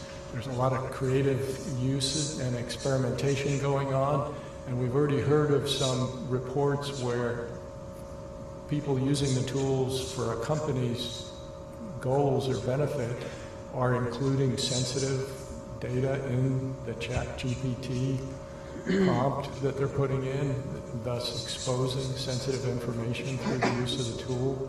So a simple one you kind of want to think about as well. I know I've already seen a lot of firms that are blocking access to those kind of tools through the corporate network. Maybe something to think about until we get some of our arms around that. And then the last sort of component here is that kind of what Sal was saying, it can be used for good purposes too. And so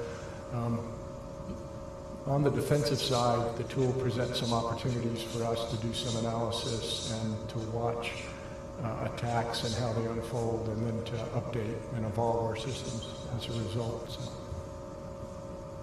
Definitely going to be an interesting area to watch. So we touched a little bit, I think Sal mentioned cloud and how, we're seeing so many applications and different deployment methods in the cloud. Curious of your thoughts or views on cloud as it relates to security and other restaurants. From a cloud standpoint, I believe the cloud solutions are great. I think they enhance firms' capabilities to implement a much more resilient environment, a much more operationally effective environment. Unfortunately, I always look at the concerns rather than the benefits, but so the concerns I have with cloud focus on, it's always a collaborative solution. When you implement a cloud solution, it's not set and forget. It's not, oh, now it's their issue. The registrant still needs to make sure that they handle their aspects of cloud management. So typically it's going to be access control. You're still going to need to know where your data is and manage the data locations, working with encryption and how to store your data at rest. So I think the cloud solutions are great, and as long as they're leveraged effectively and appropriately, and you don't just rely on the cloud vendor completely, it can definitely enhance your capabilities, especially many of the smaller firms that don't have the truly technical know-how to say build out a network effectively.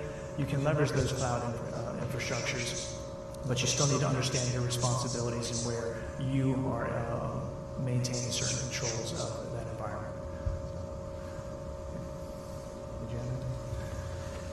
Not as much. I mean, for us, the technical is very important, but it's usually after something bad has happened, and then we're left to come in and try and assess, was this done appropriately? Was it documented appropriately? Were the risks adequately disclosed to investors? If it's on the issuer side and on the registrant side, is it compliant with all of the policies and procedures obligations? Was it a reasonable approach to how they were trying to build out their cloud network? I mean, I think that for the reasons you said, we are supportive of those tools that allow registrants to more efficiently and more capably protect customer data, but there's a lot there where you're having to require them to actually, not just benefit from the increased efficiencies, but handle all of the potential vulnerabilities that may come with it.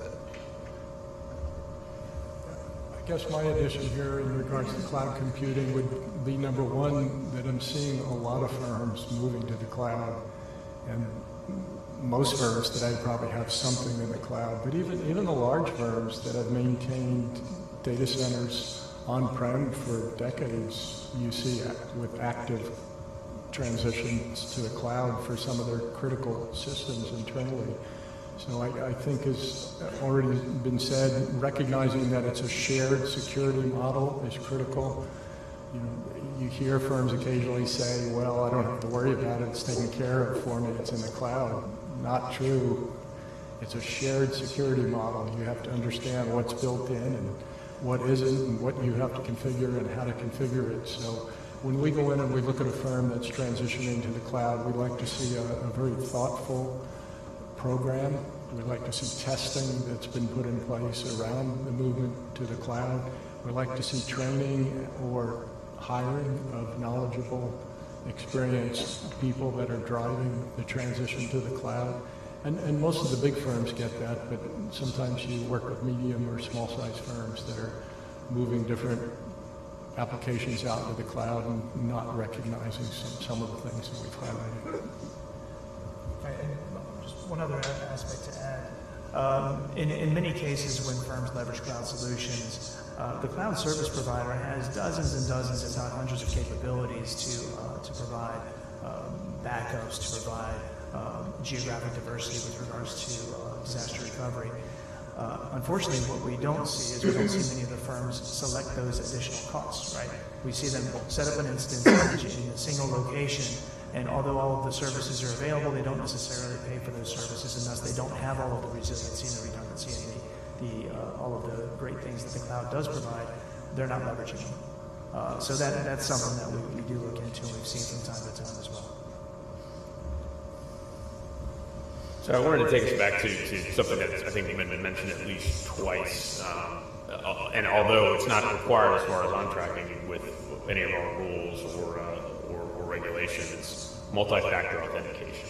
And if anybody's like me, every time you gotta do the third step, by that point you're getting frustrated. But is it important? Why?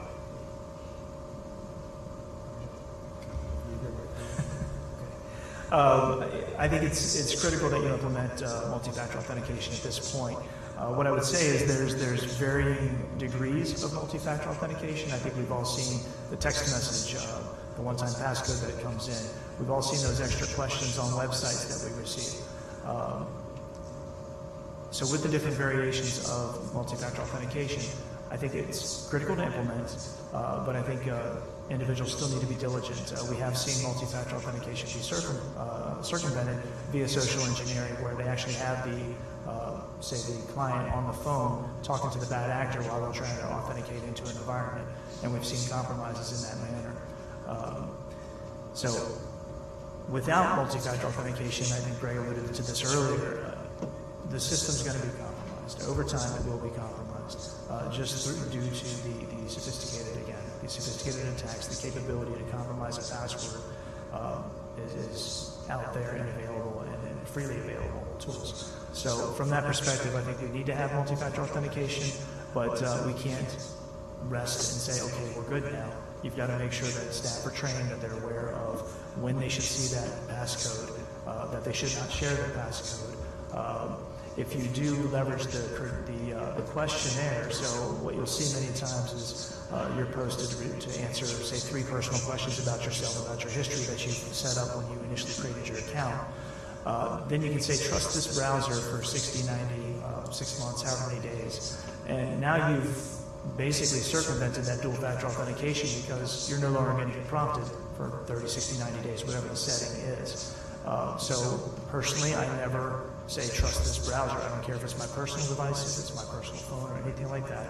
I always want that second factor. So you want to pay attention to those aspects when setting up dual-factor authentication. Yeah, couldn't agree more. From my perspective, I think it's an industry effective practice to have multi-factor in front of any application that has sensitive information, whether it's a back office financial system, whether it's an email system, they both have sensitive information in it. And by the way, email probably has more sensitive information than you realize it does. But today, if you don't have multi-factor in front of those systems, it's, you're just opening yourself up for something bad to happen. I do have discussions regularly with firms about their client-facing systems, and sometimes there's a debate or a discussion about inconveniencing the clients.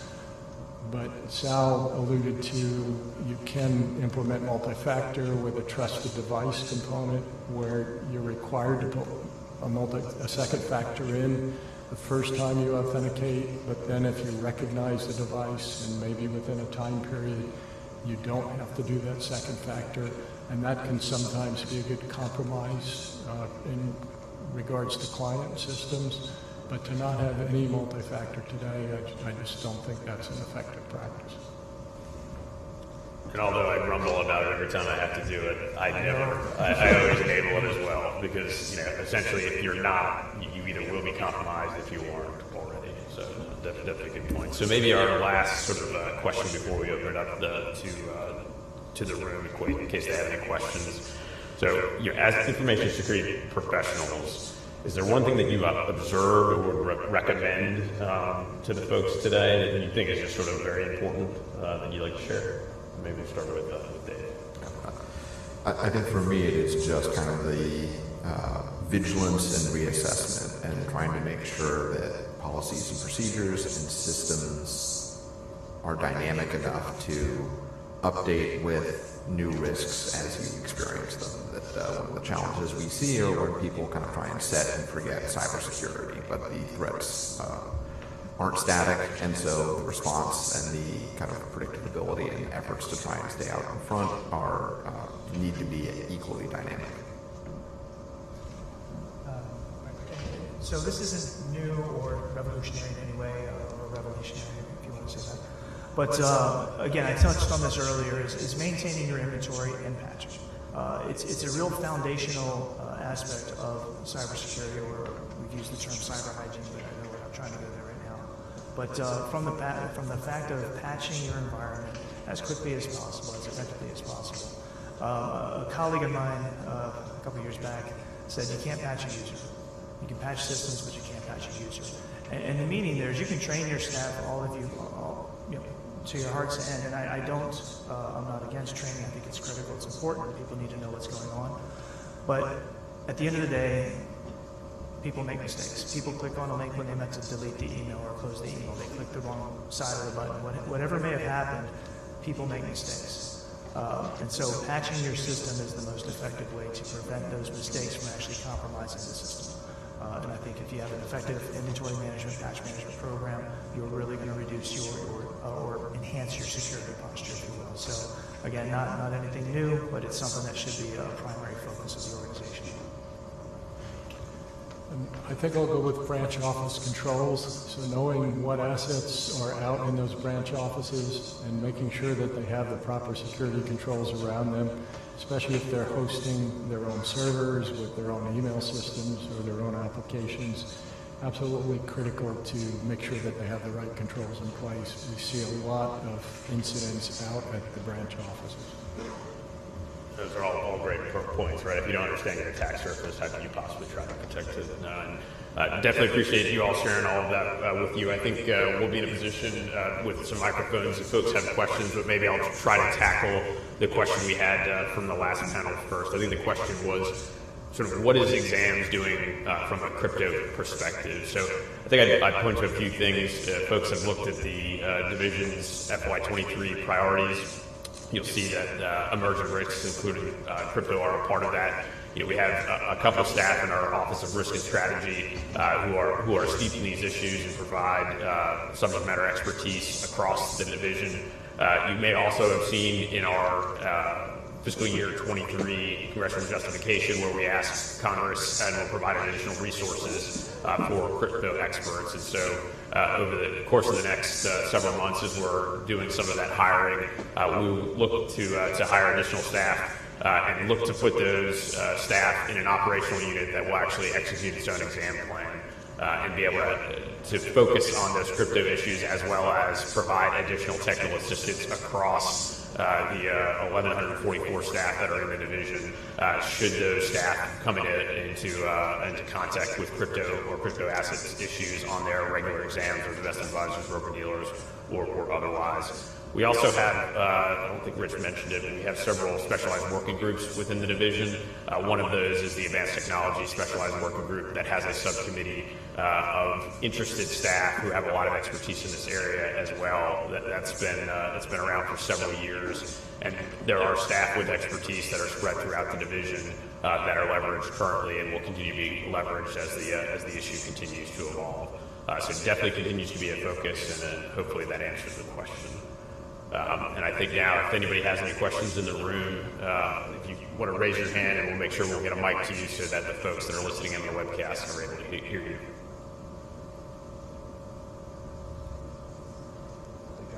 I think we've got one over here. Brandon? Hi. Two quick questions. I think there was a comment that FINRA was seeing more ransomware attacks. Have they been paying it and getting their, and second, did they get their information back? And then there's been a couple speakers who've talked about SEC risk alerts. How do you sign up for those? So Greg, you want to maybe take the first question? Sure, I can provide some information related to ransomware, and I think the answer is going to be it varies. I would say in most cases, firms that have experienced ransomware don't pay the ransom, and they are able to recover their information, fortunately.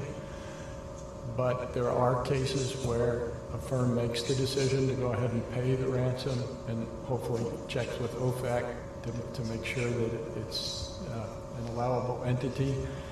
And when they do pay the ransom, most of the time they get the decryption keys and they're able to successfully decrypt the data. One thing I will mention, though, that we're seeing more of, and Sal can probably confirm this as well, is that the bad actors, when it comes to ransomware, the bad actors are not only encrypting your data internally, they're taking a copy of that data. And so part of the ransom, part of the threat is that the bad actors are going to publish your data or expose your data on the dark web. And so that brings another element into the whole decision and discussion about, do I go ahead and pay the ransom? But answer is, in most cases, no. In some cases, yes. Most of the time when they do, they get the decryption keys. There have been a couple cases, too, where firms experienced a ransomware attack, and fortunately, there was one of the ransomware groups that went out of business, and they published all the decryption keys, and the FBI was able to provide some decryption keys for the firms so that they were able to recover their data. Sure, if I can just add to that, within the SEC, we've seen the same thing. We've seen some who have paid ransom, some who have not, really depended on how their backup solution was in place. If it was kind of an offline backup solution, they were able to recover and rebuild their systems. It's a concern across the board, but one of the main concerns I have when the ransom is paid, we've actually reviewed some log files of the communications between the bad actor, the ransom bad actor, and the negotiator, for lack of better terms, that actually facilitated the transfer. First off, it happens in Bitcoin, and you talk about the OFAC list, right? They'll check the OFAC list, but a new Bitcoin wallet's not necessarily going to be showing on the OFAC list as a bad or a bad actor that's we're not allowed to pay. So I don't think that it's effective. I mean, I know we can only do what we can do, but it's not quite effective to really determine who's receiving the payment. The second issue is, once the payment is made and the recovery key is provided, okay, the recovery key worked, the company's able to get their systems back up and running, then you follow back up with the bad actor and say, okay, delete my data. So to Greg's point, the data was exfiltrated. Delete my data, and the bad actor says, yes, I did. Okay. So I don't know where to go with that. I think we have to just assume the data is out there, and you should take the proactive measures to let clients know, give clients protection, and make them whole if possible. There was also the question about risk alerts. There's no need to sign up for risk alerts. It's on the SEC.gov website. If you go into the Division of Examinations, you can look, there'll be a list of published documents, and the risk alerts are available within there. So it's readily available to anybody who goes onto the site and browses to the proper location. And I know sometimes it's kind of not easy to get there, but it's available. And if you want to find the specific location, I can work with you and show you where that is. And I think we had another question to my right. Are registrants and issuers getting better at recognizing the early stages of cyber attacks, and what is being done to push them to do that and then to respond appropriately?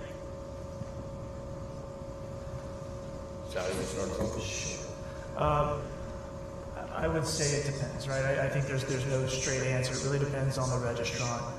If they've actually had a incident response program, and they've actually done some tabletop exercises to determine what type of incidents could they have, what type of outages could they have.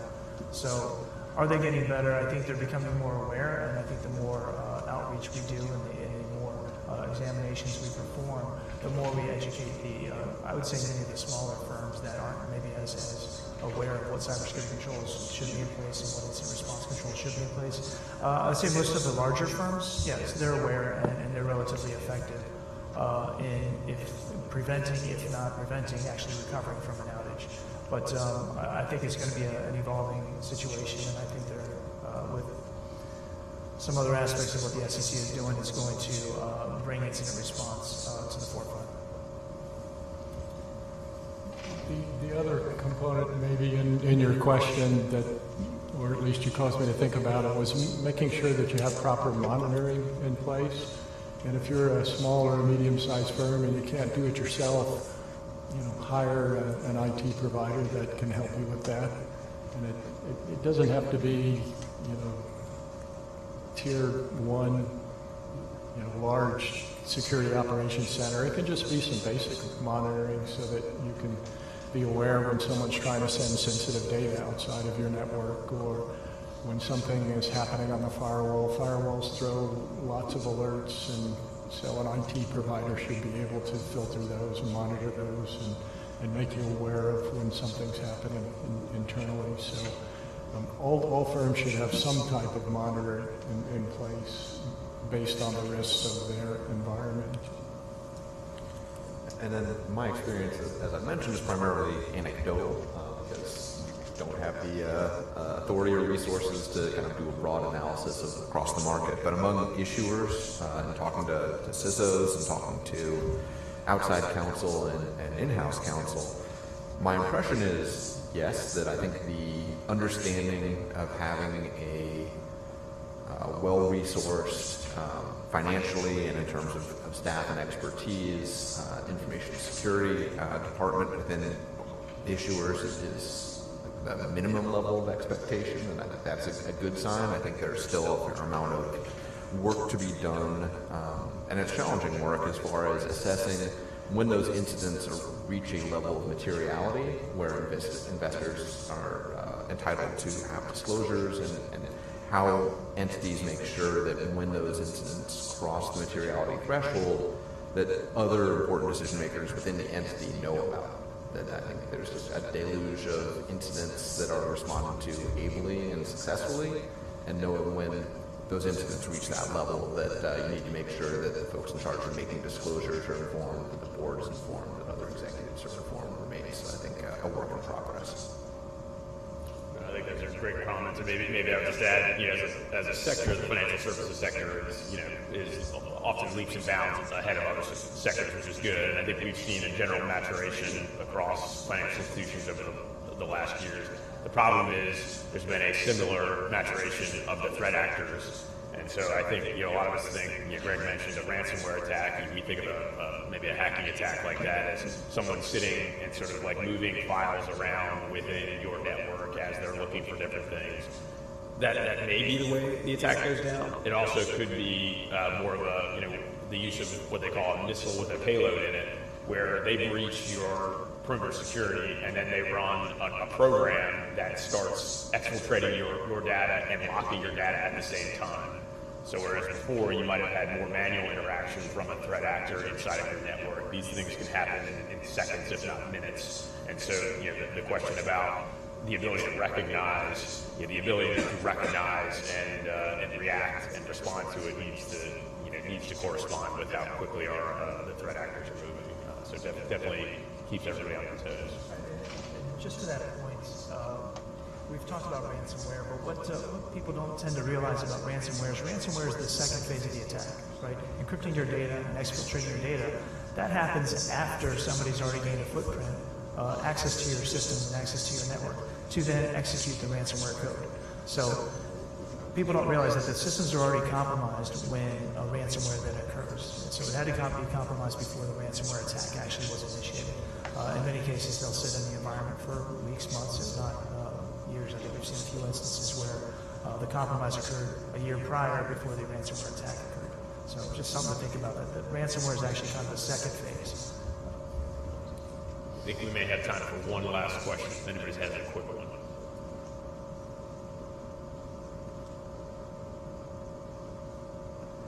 All right, hearing none, I just wanted to thank our panelists today. I know I learned a lot. Hopefully folks learned a lot as well. And certainly, I know that we're happy to make ourselves available, as Rich suggested, to the extent you all have questions, either here at the rest of the conference, or certainly don't hesitate to reach out to us if there's anything we can do from a commission perspective. Thank you.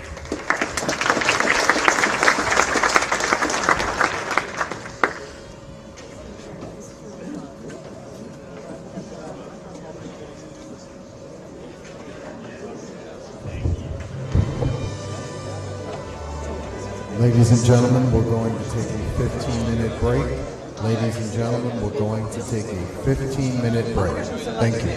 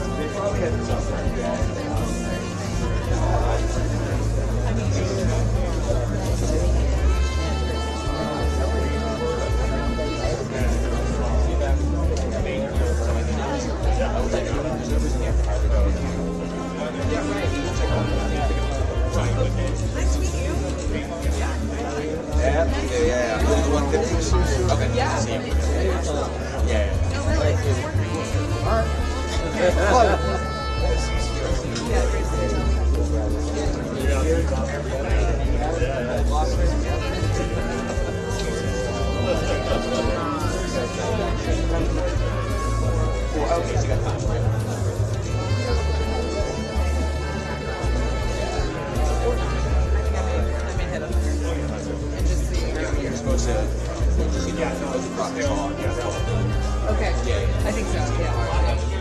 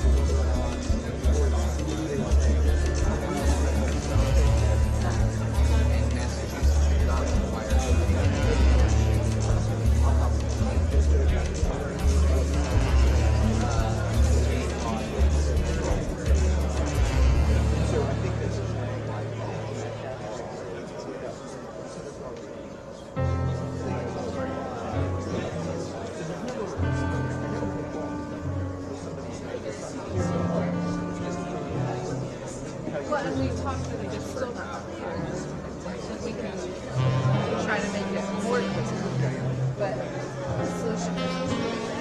No, we can say, yeah, we can say, Mark, yeah, we can say that.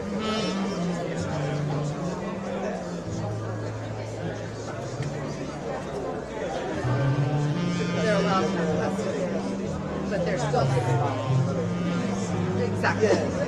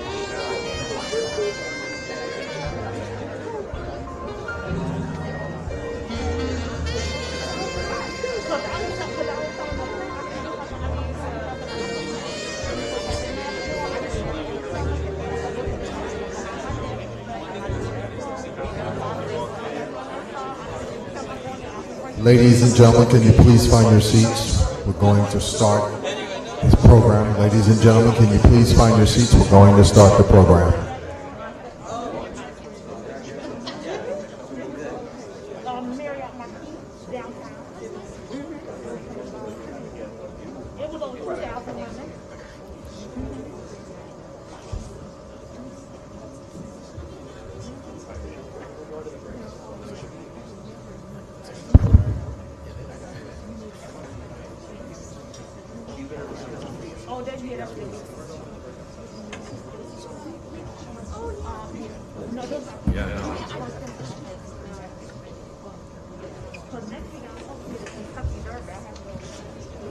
Good morning. Happy Friday. And as you all know, this is the last panel of the conference, so we decided to save the best for last, and I'm not going to cast any opinions or views about those who chose this over ethics, but I'm going to assume that this is the group that likes to live on the edge a little bit. So welcome. My name is Jessica Weissman. I'm an Assistant Regional Director in Enforcement in the Miami SEC's office, and I'm also an Assistant Director in the Crypto Assets and Cyber Unit. I also spent about 10 years in the Asset Management Unit. I've been with the Commission for about 22 years, and I've focused most of my work in the asset management space. I'm going to reiterate what you've heard multiple times, and this disclaimer will apply to all of my SEC colleagues up here, that our views here today are our own, and they do not necessarily reflect those of the Commission, any commissioners, or other members of the staff.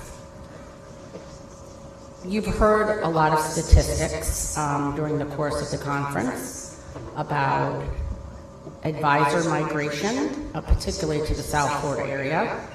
along with assets under management, particularly in the private fund space. It is staggering, amazing, fascinating, maybe a little bit scary.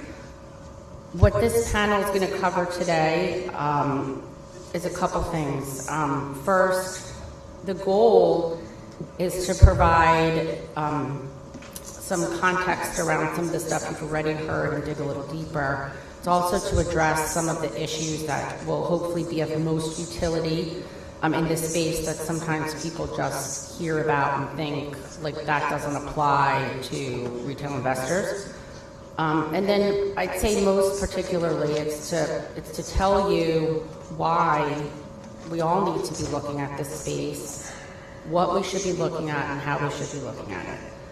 So with that, I'd like to give my fellow panelists an opportunity to introduce themselves. Great, thanks, Jessica. So my name is Dan Fagus. I'm a specialist within the Division of Exams, focusing on private fund advisors. So I live in private equity, hedge funds, venture capital, real estate advisors, and that's where I live within the agency. I would say I spend about 60% of my time on exams. I spend about 60% of my time with enforcement, and I spend about 30% of my time on the policy front, which for the accountants who decide to stay, I realize that is significantly more than 100%. I started my career actually as an intern at the SEC when the SEC was getting smart around the money movements of September 11th, and realized that when everyone I knew wanted to go work at Goldman and be a trader, that it was the complete opposite of what I wanted to do. I do many times in SEC history, there was a budget freeze. I wound up doing strategy consulting for government clients for a handful of years.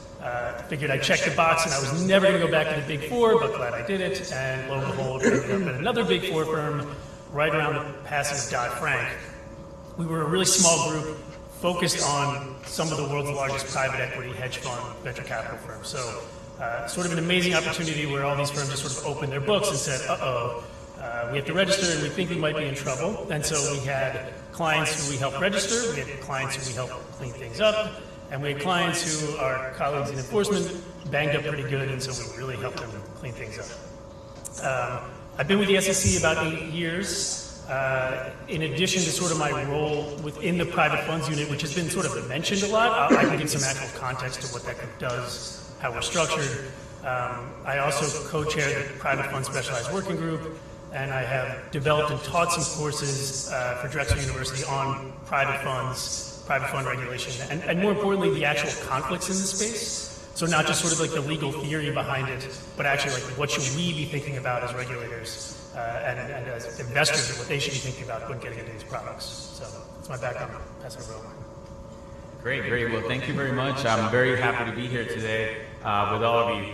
And so my name is Omar Santos, and I'm currently an examination manager in the Miami Regional Office. I am currently in the investment company, investment advisor group. I've been with the commission, it's going to be this year, about 23 years, so it's been a significant amount of time. But during that time, I've actually I've worked with the broker-dealer, transfer agent group, and so I've been exposed to a lot of the registrants that we oversee. And obviously have been able to, like Dan, looked at private funds, looked at private equity to a lesser level than he does. But I have been able to see all sorts of registrants and different products out there in the industry. Before that, before I came to SEC, I was with Citibank and T. Rowe Price and Franklin Templeton. But that was way back in the day, doing retirement plans, 401ks, and that operations management. Very happy to be here and look forward to continuing our discussion. Good morning. My name is Peter Diskin. I'm an assistant regional director in the enforcement division in the SEC's Atlanta office. I've been there 23 years, all in enforcement at different levels. Basically, now I lead a team of 7 or 8 accountants and lawyers who have a portfolio of investigations. Some of those, I also am in the public finance abuse unit specialty group, so we focus, at least some of my folks focus on municipal offerings and public pensions, and a lot of overlap with the IA investment management space in those kind of cases. So happy to be here. Thanks. So Peter, first off, Peter is pitch hitting. He literally got subbed into this panel to take over a panelist who was unable to make it, so thank you very much. And so with that, I'll start with you. So let's start at the micro level and spend a few minutes talking about what a regional office such as Atlanta is seeing when it comes to asset management. First off, which states does Atlanta generally cover, and what types of investigations do you generally conduct? Yeah, thanks, Jessica. So the Atlanta office, we kind of have a footprint that is a lot of overlap because there's different states and stuff. But generally, the Atlanta office footprint is Georgia, of course, Alabama, Tennessee, and then North and South Carolina. Florida, I think, covers Florida, which is plenty, and then also Mississippi and Louisiana. In terms of the type of cases we're seeing in this space, we see a lot, I mean, the sources of the case, we do and have a good referral relationship with our department or division of examinations, which is also based in the Atlanta office, or we have a presence there in Atlanta. You know, they're the ones going out and really being able to dig into IAs in our region who are registered with us, and many of our cases come from them, and we work pretty closely, obviously separately, but we work very closely in developing the cases and trying to understand what their concern is and does it warrant enforcement action. And we also do heavy business with regulatory partners, all of you guys in our area, so it's always something we're looking for more of. Happy to hear stuff, happy to share stuff. I mean, we're constantly getting referrals and things that even if they're not cases, we just want to alert U.S. attorneys, state securities divisions, and other local partners on them. So a lot of what we see, or what some of the cases we've had over the last year, you know, it seems like they fall into two. They're all tend to be in the retail space. So they're more just, you know, IAs, registered, have a lot of individual clients, maybe some institutional clients or more corporate type clients. A lot of the cases involve disclosure issues, either saying they're going to do something and not doing it in the ADV or other sort of support and marketing materials, or doing something and not saying it, not telling people that they're going to do it. Another thread through some of these cases is the use of private and hedge funds developed by someone at the IA, the RIA. So there's a couple cases where it's not the development of the fund itself, but it's how the fund's used, how they're reaching out to clients about it, you know, when it gets into trouble, what they're telling the clients, things like that. So I've got two quick examples to talk about. The first one is a case we brought in September 2022 against a Jared Eakes, E-A-K-E-S. He had an entity called Graysale Financial. Mr. Eakes had purchased some clients from another party, James Daughtry. He had purchased the client accounts and then proceeded to misappropriate $2 million through the sale of false promissory notes to those clients. And he used, like, you know, you've heard the story a million times, he used it for personal reasons. He's paid off some student loans. He also owed a lot of money to a casino in Las Vegas that he used the funds for. The interesting aspect of this case is we also charged James Daughtry, who sold the accounts to Mr. Eakes and Graysale. So Mr. Daughtry had an investment advisor. He sold the accounts. But he failed to tell the clients that he had actually sold the accounts and had received compensation.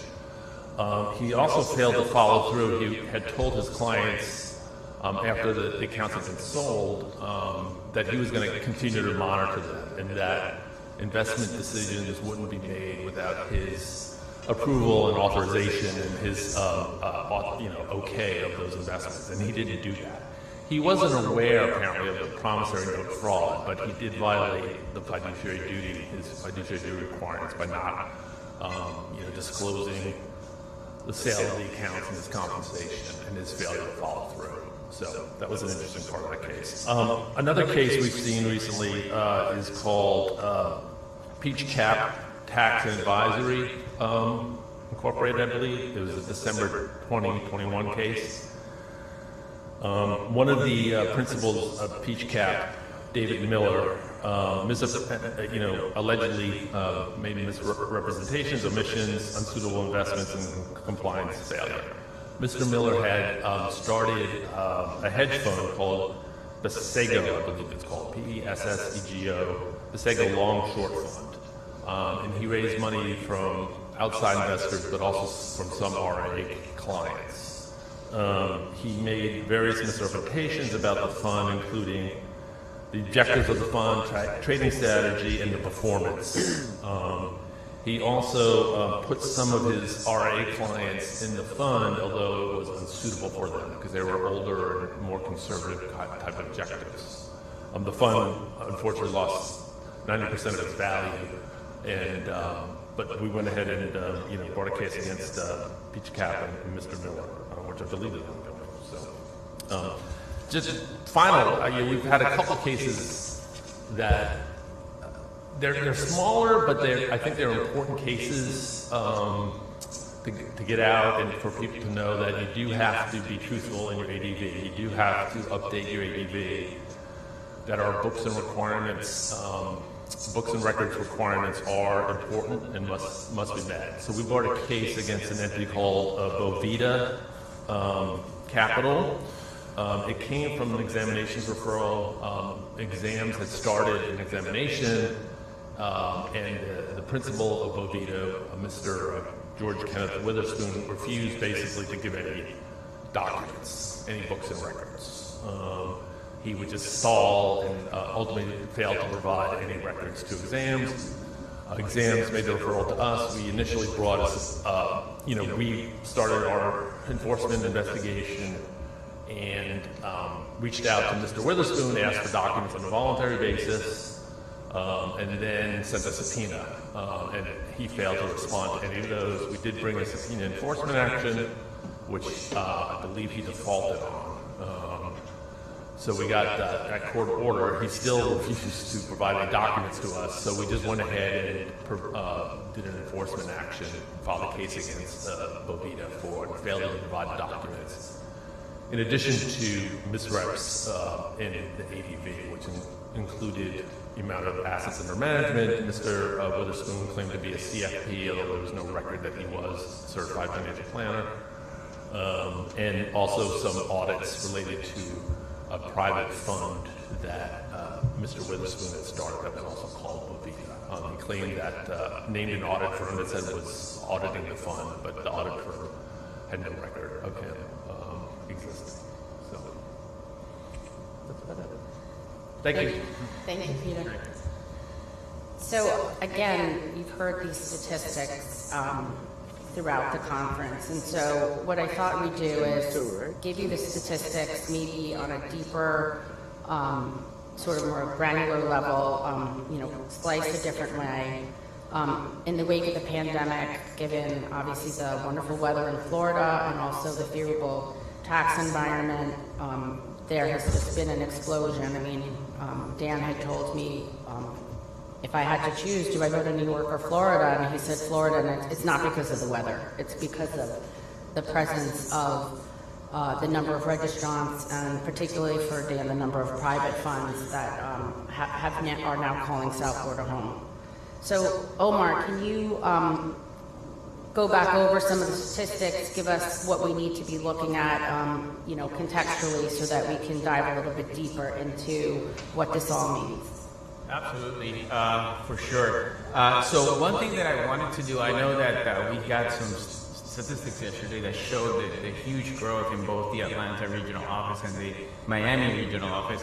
I wanted to extend it a year back or so, and the reason being I wanted to get a clean idea of what the change was, at least 2 years before the rise of the pandemic. So for example, and just by way of information, like many of probably our government agencies here, our fiscal year starts October 1st. So I looked at starting fiscal year 2019, which is October of 2018.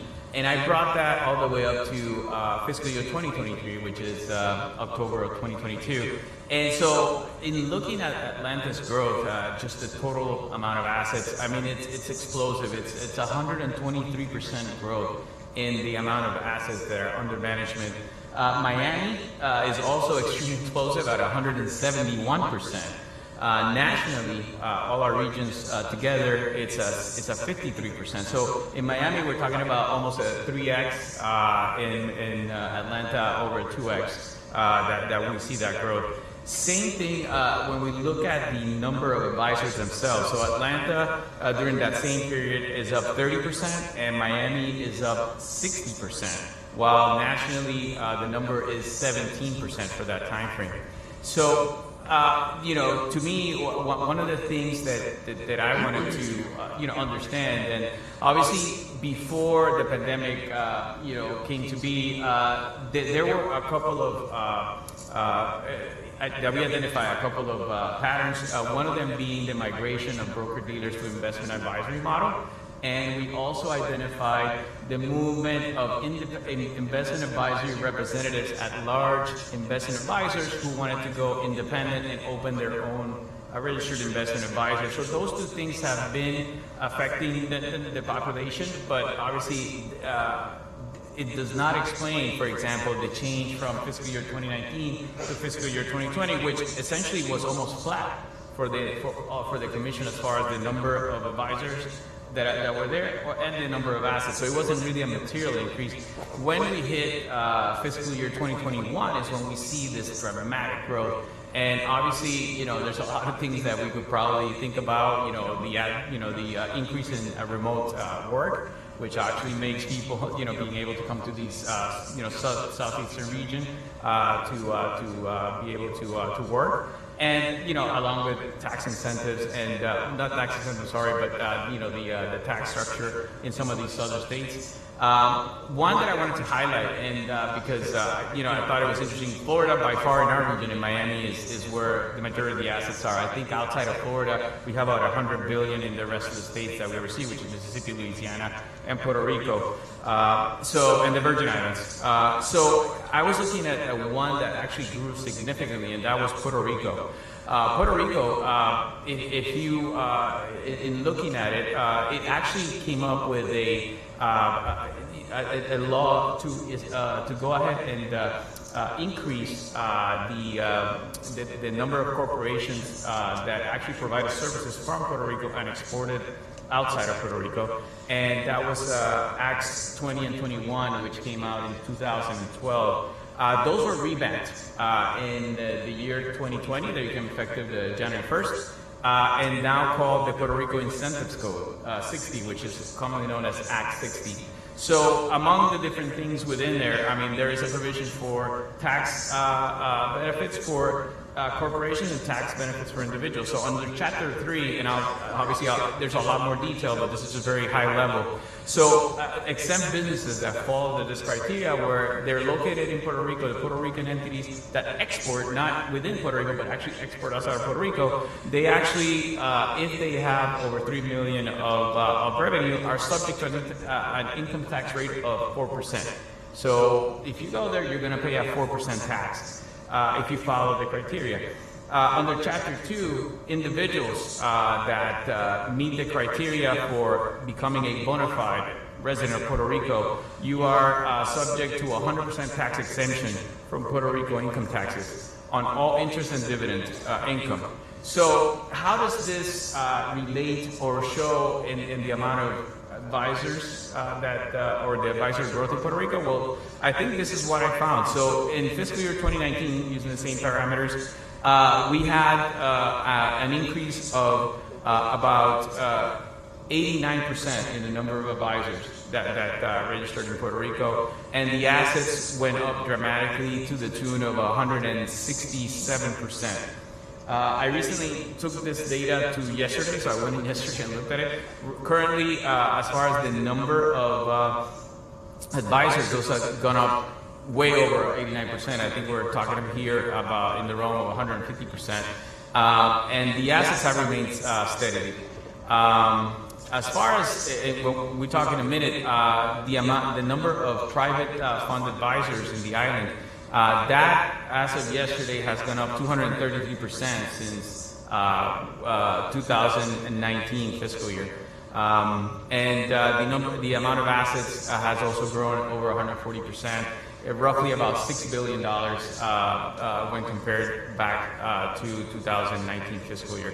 Hey, Omar, I have a question if you don't mind. Sure, absolutely. So, big growth in the Southeast, is how much of that is new, or where is it coming from? Northeast, I assume, and maybe California area? I mean, where is, at least, there might be new stuff, but there's also, where is it being poached from, I guess? Absolutely, no, that's a great question, and it's interesting because, like I said, I mean, some of the growth is organic, obviously, like we have talked about. Others is because of that migration from broker-dealer to investment advisors. Some of it is explained by just a bunch of new independent advisors that severed ways with their former employer and opened their own shop. So it's been identified within the last 3 years, 2020, 2022, that in the Miami regional office, we've seen from other regions, which of course include Chicago, California, Los Angeles, and New York, we've seen about 120 advisors that have come to our region. So, and a lot of them are private fund, and actually that's great because it leads me to my next stat, which is, you know, the actual increase and importance of private funds. And these are private funds, you know, for all of you. I mean, they include different strategies. You know, it could be real estate, it could be what have you. There's a different varieties of them. But just to give you some stats on that. So for the Miami regional office, and I'm just going to concentrate on this one for a minute. In the fiscal year 2019, like we talked before, to fiscal year 2023, the increase is 309%. 309% increase in private fund assets. At the national level, it's 64%. I took this to yesterday's numbers. So I went in yesterday and rechecked, and it's now up to 359%, that increase. So it's gone up at almost 50% more from 2019 fiscal year. The amount currently, as of yesterday, is roughly $1.1 trillion. And it actually encompasses almost 41% of the Miami regional office's assets are held by private funds, which is amazing to me.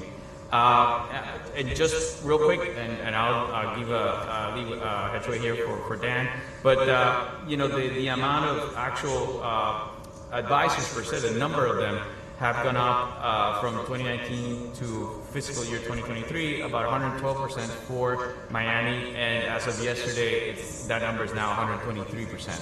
But with that, I'll yield my time. Thanks so much. That was really helpful, Omar. And thank you for making the numbers so current. So Dan, I've got a lot of questions for you. So against the backdrop that Omar just provided for us, I think it would be helpful, particularly for the audience, to take this back sort of to the nuts and bolts of what we're talking about. You know, we hear private funds, particularly hedge funds, VC funds, private equity. I think you hear private equity everywhere you go. You read about it everywhere you go. It sometimes, I think, can be misunderstood to be in the private fund space that we're only talking about institutional investors, high wealth individuals, so essentially those who can fend for themselves that otherwise don't need any protection. And so my first question, I'll lay them all out and then let you do your talking, which is, it would be helpful to provide you know, an explanation, a definition of like what exactly is a private fund. Is it true that private funds really are only investment vehicles for those who, in short, don't need, you know, the regular protections as other investors do? What is the private fund unit doing with respect to the explosion that Omar just mentioned? What's that ramp up look like? And put simply, is there retail exposure in this space? Yeah, and let me put a lot of this into context of what you're seeing in this market. So So one, those numbers are staggering from a growth perspective, and it's funny because when I joined the private funds unit, a colleague came into my office and said, well, congratulations, you just worked yourself out of a job at this agency because we're not going to be in this space anymore. So those are nice numbers to hear. But let's talk about what those numbers really aren't telling you. What they're not telling you is that there are a bunch of firms that still have a presence in New York, but moved all their operations down to Miami. So it's not capturing that type of AUM. What it's also not telling you is that one of the biggest challenges of recruiting talent, and a lot of the people I used to work with they all went to the industry, I'm the only one at a regulator, but one of the biggest challenges of recruiting people out of the, quote, major markets in New York, San Francisco, or Chicago, was if I go to a smaller market and I lose my job, I'm gonna be out on the street or I'm gonna have to move again. And right, so now you have a concentration of advisors down here, which is also going to sort of magnify on itself.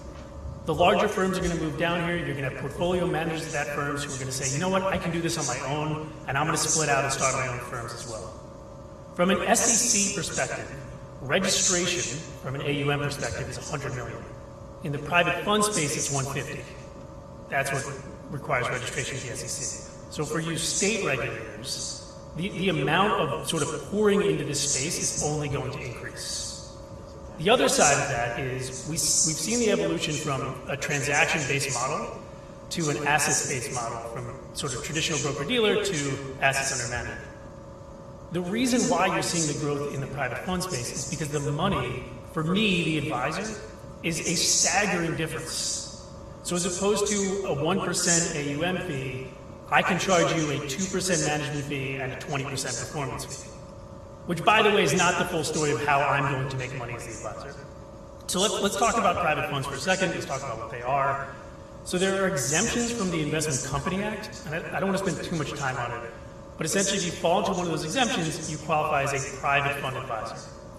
There are a plethora of strategies in the private funds world, and I want to sort of demystify it because I think it's really important to distinguish between really two buckets. So from a strategy perspective, we see traditional, quote, private equity focusing on middle market companies to funds that invest in litigation financing, to funds that invest in art, to funds that invest in minority stakes in sports teams. Think of something that you consume on a regular basis, and I can guarantee you, either where you live, the building you work in, private equity is a part of that structure.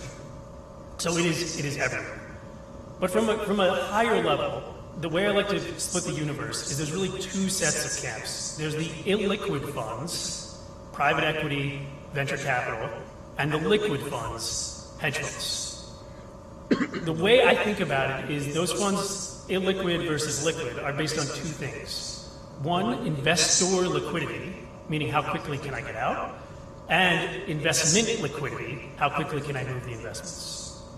So let's stay on the liquid side, the hedge fund side, and let's think about some of the conflicts there. So if I run a hedge fund and I give investors, let's say, really easy liquidity terms, but I take a portion of that fund and I invest in a bunch of illiquid stuff, have I really matched up the liquidity profile of the fund with investors? Similarly, let's say I have a strategic relationship with one investor who I really like, they're really important to me, and so I give them, a little bit of better reporting, and their liquidity terms are just a little bit different than your liquidity terms. And essentially, those are the types of conflicts we think about. On the illiquid fund side, the products and the investments, if I buy a building, if I buy a company, they are illiquid. I can't go and move those shares in a day the way I can like sort of a share of Apple or Amazon. Similarly, the vehicles in which these investors come in are also illiquid. So a typical private equity fund has about a 10 to 12 year life. So think about that from an investment advisor perspective. I know where my fee revenue is coming from for 10 to 12 years. That is a compelling area to move into this market if I'm an IA myself. Let's talk about some of the conflicts on the illiquid fund side. So I'm a private equity fund advisor. You are all my investors. You pay me a 2% management fee to manage your assets. So let's assume I raise $1 billion fund, which by today's standards is small. One, in terms of management fee revenue, I'm looking at about $20 million a year for 10 years. That's ignoring the performance fee that I'm going to take if I actually show you returns. So the reality is that what I'm supposed to do with that money is I'm supposed to pay salaries and staff and manage the fund. And where we consistently see issues is that what I didn't tell you was that I created an affiliate consulting arm with Omar and Peter. They are not employees of mine anymore, but instead I charge them through as a fund expense. Or what I didn't tell you, and this happens all the time in private equity, is I go out and I buy Joe's Pizza Shop with your money, and then I charge Joe's Pizza Shop a transaction fee, I charge them ongoing monitoring fees, and I charge them ongoing consulting fees. So from an advisor perspective, let's assume I show you no returns, I'm going to get rich. And so the conflict here when we look at the money flows and where the money and the conflicts with both investors, with these structures, they just sort of permeate throughout the business. When I started in the private funds unit, which is relatively small considering the mandate that we have about 20 people in the unit. We have a national coverage area, so unlike sort of the regional offices which have specific jurisdictions, we are national. One of the largest misnomers that I had to keep sort of reminding people within the agency was this is not just a product for the rich. So the amount of assets pouring in here are coming from a lot of state, local, very small and state and local pension funds. So from an exposure perspective, it's your teachers, it's your cops, it's your firefighters. And from an allocation perspective, and this really happened sort of starting much earlier, about 35 years ago, David Swenson, he's the chief investment officer for the Yale Endowment Fund, sort of looked at his portfolio and said, you know what, I'm going to go heavier in alternatives because they've historically shown outsized returns. And so you see a lot of these types of firms moving into those products as well. From an industry perspective, one of the biggest challenges in our space is that private equity in particular has been like the best party in town for years, right? And so the returns are really good. And so from an investor perspective, nobody wants to be labeled as being difficult.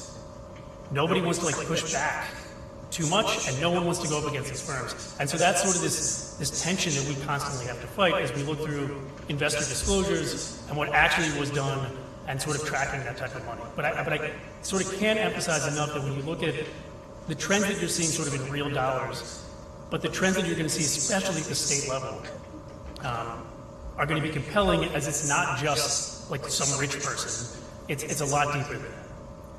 From how are we sort of managing this? To just give you a sense, pre-COVID, I would say I was in New York, I don't know, every month. This year, despite us like just coming back to travel, this will be my 4th time in the Florida region, and I've been to New York once. So I think we're going to be here a lot.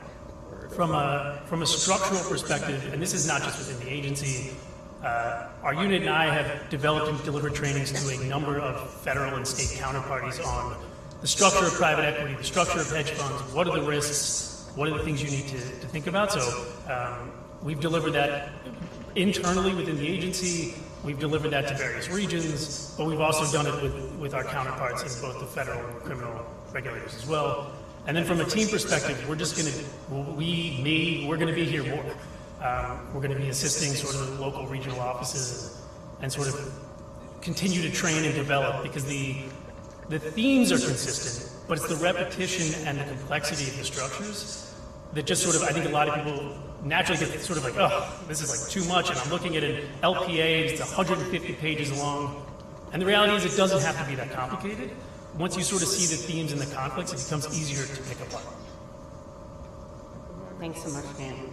So following up on something you briefly touched on, and along the same lines about, misconceptions about the fact that the private fund space has just historically been known to not involve the retail investor. There's often also a misperception that endowments and pension plans are sophisticated, and they too can fend for themselves.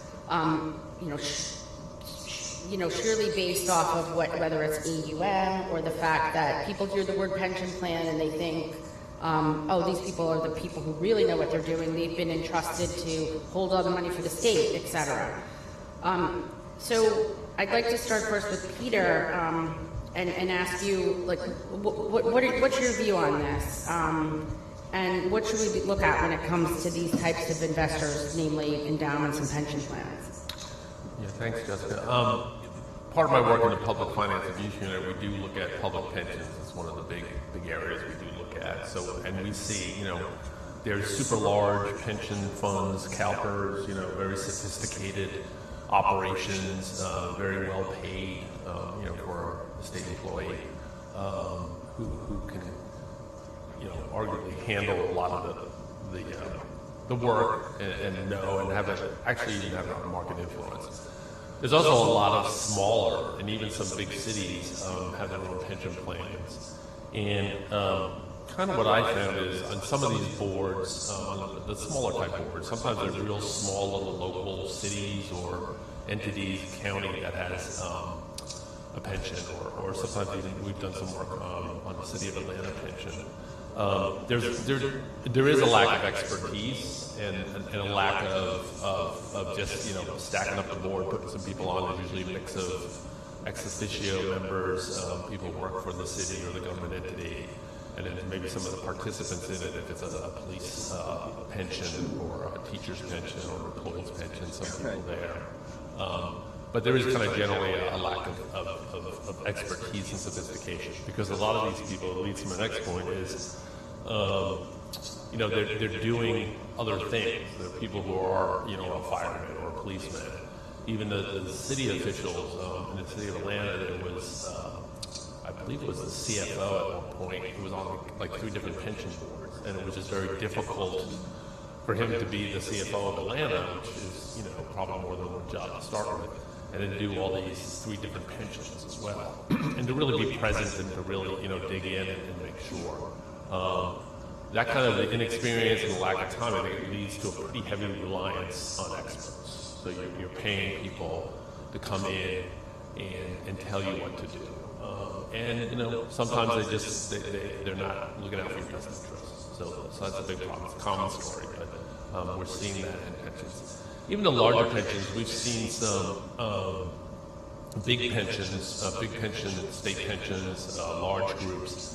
I think sometimes you always can have a rogue actor who's going off the rails, someone who has some authority over investments and stuff, and just deciding to line their own pockets and try to get bribes and things. And so even the larger entities that are very sophisticated and have some resources behind them to oversee the pension, I think they do have to have a good compliance and quality control of their employees, because there's just tons of money, and I think there's so many people trying to get in and have access to some of that money, or either invest it or provide consulting services, things like that. So there's a super push.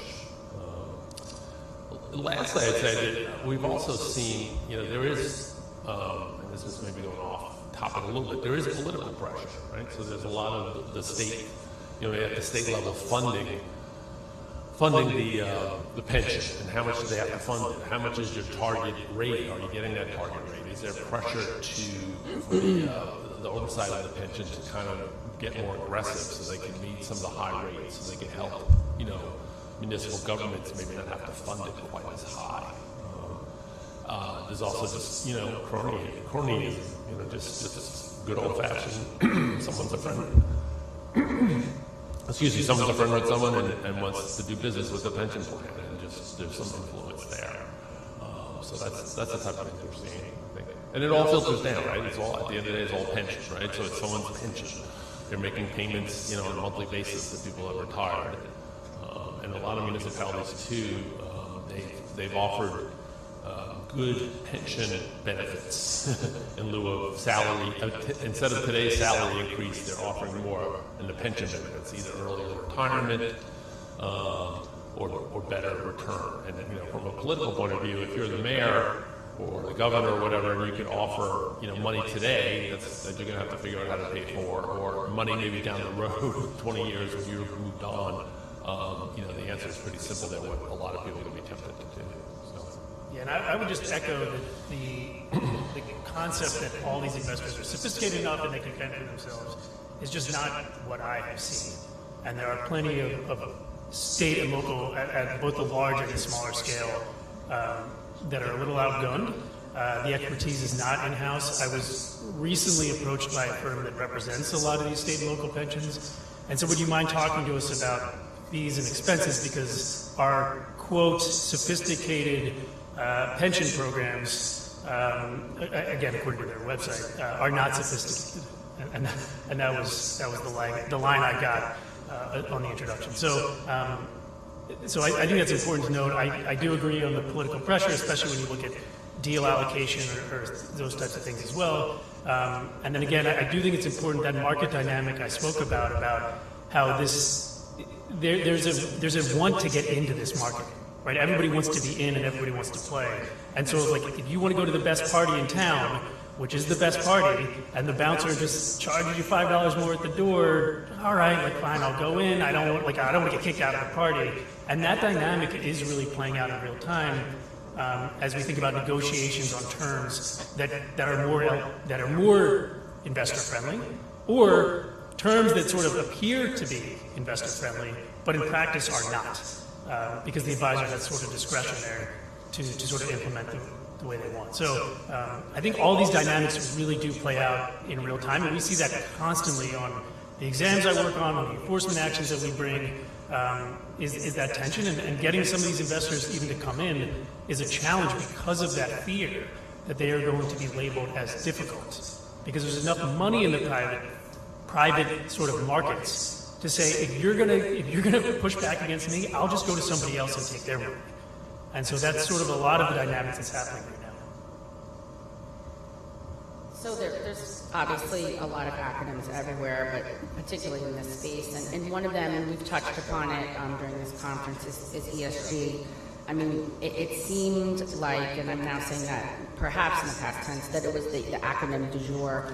Actually, I just read an article like an hour before this panel that cited that ESG funds fell by about $163 billion globally just in the first quarter of 2023. And there was a period of time, like some of the other panelists have talked about, where ESG was in multiple articles, in a single day. And so, first off, I don't think we've really gone to this sort of micro level. Umar, what is ESG? What role, is it playing in the exam program specifically in Miami? Okay, great. Just to start off, I mean, the term ESG is not defined in the Investment Company Act of 1940 or the Investment Advisors Act of 1940. So, in fact, actually, you'll see a lot of definitions of it. This is a definition that I guess I'm comfortable sharing, but it's essentially environmental, social, and governance. Those are the letters for the acronym. ESG investing is essentially a way of investing in companies based on their commitment to one or all of those three areas or factors. It's also interchangeably used with the term sustainable investing, socially responsible investing, and impact investing. So you will see that dynamic played. So, for example, if you're a fund manager, how would you implement these factors, right? Environmental, social, and governance. So, to give you an idea or an example of how a fund manager would do this, so for example, in the environmental factor, the manager might focus on companies that impact, the company's impact on the environment. So a good example, or one example, is energy use or pollution output. That would be something that the fund manager might be looking at in their selection process. They might also look at the risks and opportunities associated with impacts of climate change in general on the company, its business, or even the industry. And obviously, you heard some of this with crypto mining, obviously, as everybody was concerned about the use of energy in those products. So the next one is in the social component. So they might focus on a company's relationship with people and society. So an example of that is, the impact, the issues that impact diversity and inclusion, human rights, specific faith-based issues, health and safety of employees, customers, and customers locally and globally, and whether the companies invest in their communities. So those are some of the things that maybe a fund manager will take into account as they go ahead and do their analysis of which companies to invest in. And finally, on the governance side, a good example of that is, whether the company exhibits transparency in its reporting, whether they follow ethics, compliance, shareholder rights, and the composition of the board of directors. So it's how that fund manager analyzes, and every I guess advisor has its own set. As I said, there's no regulatory definition. So how does this affect exams? So ESG is a national priority for 2023, so we are actively looking at that in our examinations.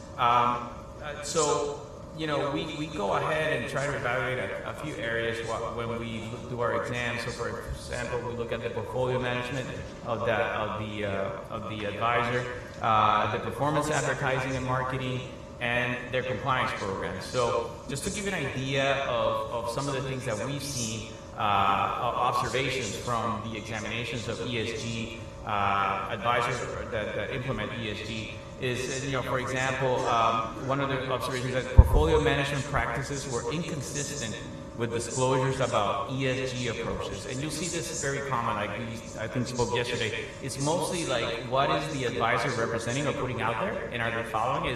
Are they omitting information, or is it misleading or false? So in this particular instance, I'll give you a quick example of an examination. This particular advisor was actually putting out in its regulatory Form 80 Part 2A that's given to clients, that the advisor actually had a fossil fuel-free fixed income strategy, and when the examiners were looking at the trade law, they noticed that there was a company that made a lot of its revenue on fossil fuel. So what had happened was, if you looked at the ESG investment policy by the advisor, they actually noted in there that they use a use of proceeds approach, which is essentially was saying that if you have an unacceptable issuer, that could be overridden by a positive use of proceeds. So if they use the proceeds, let's say they invest in green, another part or segment, that could help offset and allow that particular investment, even though they're telling investors and/or clients that they are fossil free. So at the end of the day, in this particular situation, it's an issue of disclosure. So if they would have disclosed the entire situation in their 2A, obviously that would have given investors and/or clients a good idea as to their strategy. Just real quick, another observation with controls were inadequate to maintain, monitor, and update clients' ESG-related investing guidelines, mandates, and restrictions. Another one is proxy voting that may be inconsistent with advisors' stated approaches. The next one is unsubstantiated or otherwise potentially misleading claims regarding ESG approaches. Actually, just a quick an examination that we had done is an advisor that actually had on its website that it was a signatory to the United Nations Principles for Responsible Investing.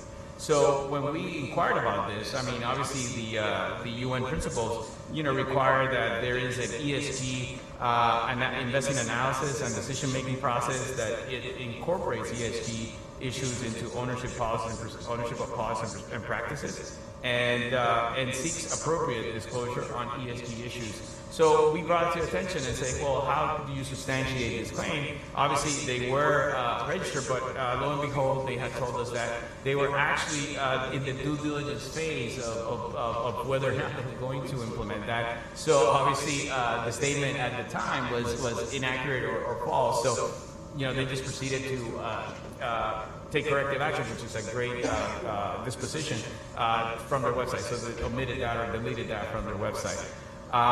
Real quick, I have two more. One of them is inadequate controls to ensure that ESG-related disclosures and marketing are consistent with the firm's practices. So real quick on this, a firm that had put in LinkedIn that they have won an ESG award for 10 years in a row, but omitting whether, what are the metrics or methodology to get that award, and or whether they had to pay for that award. And again, I believe that was, taken down for corrective action. And finally, compliance programs did not adequately address relevant ESG issues. And I think just on this point, right, like it's not like every advisor got together and said, oh, we're going to be ESG funds now, and that's what we're going to do, right? This industry developed here because investors started demanding these types of things in their investment portfolio. And so you have a ton of advisors who really believe it and want to do it, and you have a ton of advisors who just want to check a box and say, like, yep, ESG, that's us too, and not really going to change anything on their trading strategy. So, like on some of these points, I had a firm. They advertised everywhere how ESG friendly they were.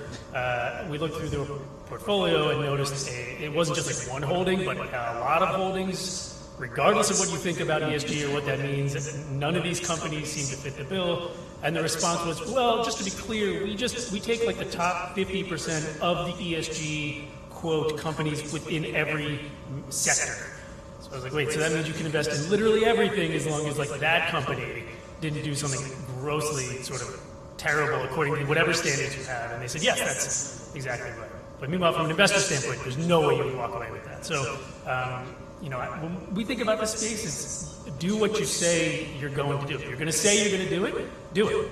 There's nothing preventing a firm from sitting here saying, we aren't going to incorporate any of this. We're going to invest in whatever we want, whenever we want, and these are the stocks we're going to pick, these are the companies we're going to pick, and this is just not part of our decision. So it's the firms that sort of want the credit for it so they can bring assets in, especially state and local pension, who a lot of times need to see that box checked, and then actually that implementation back in. Doesn't Dan too, real quick, and no more. Investors, I would imagine, I don't know, but they want the ESG. They want to feel good about their investments, but they also want to make the highest return. So that's the pressure point for these, and there is a lot of disclosure cases, the enforcement actions we've done. The pressure point is, okay, I got to hit that high level, but I also want to be ESG friendly. So that's the divide there for the issuers here and the promoters. And how do I do that? And if I follow all the quality rules that I'm set on to do for ESG, I may not get the return that I can advertise. So, and then people start doing it, right? And then everyone kind of has to do it because you're up against other ESG funds that got a better return. That's right. I've been to a lot of private equity funds where they say, we do diligence the company, and we do an FCPA analysis to see if there's any liability. We look through their audits, we look through their financials to make sure the controls are there. We did that all the time, and now we call that G as part of the ESG, and that's what we advertise. So, I think that's happening as well. We have probably 75 seconds left. So, just one, I'm not being exact here, but I am. NMPI. Yeah. So, the way, there's been a lot of talk about insider trading cases. Of course, they're difficult cases. And so the way we approach it, at least in the private funds unit, and again, I think as you think about the firms moving into this area and the complexity of their strategies, we really look at it from a control perspective.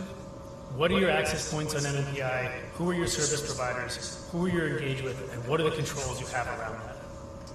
The SEC has brought, and I think will continue to bring many cases focused on the control environment around MNPI without actually having the insider trading. And so I think we spend a lot of time, I know we keep referencing these risk alerts, but there was a risk alert put out about this. But that's an area that I think you're going to see continued focus where you, state regulators, federal regulators, should be spending a lot of time as well. Because the access to data, alternative data, sitting on board seats in credit facilities downstream and what access that gives you. I mean, the access points are immense. And especially if you are at an advisor that's running multiple strategies, private and public, the amount of transfers you can pass on MNPI can be staggering if that control framework isn't there. And so that's why when I think about it, I don't need to prove insider trading. I just need to prove that the controls are broken. So we're out of time. A couple things. First, I want to thank this amazing panel. It's been great working with you guys, and I want to thank the audience for having us, and all of you for sticking around for the last panel of the conference on a Friday. This concludes the panel portion of the conference, but I do ask that all of you stay, as Eric Castillo, the Regional Director of the Miami SEC office, would like to make some closing remarks to wrap up the conference. Safe travels, and thank you very much.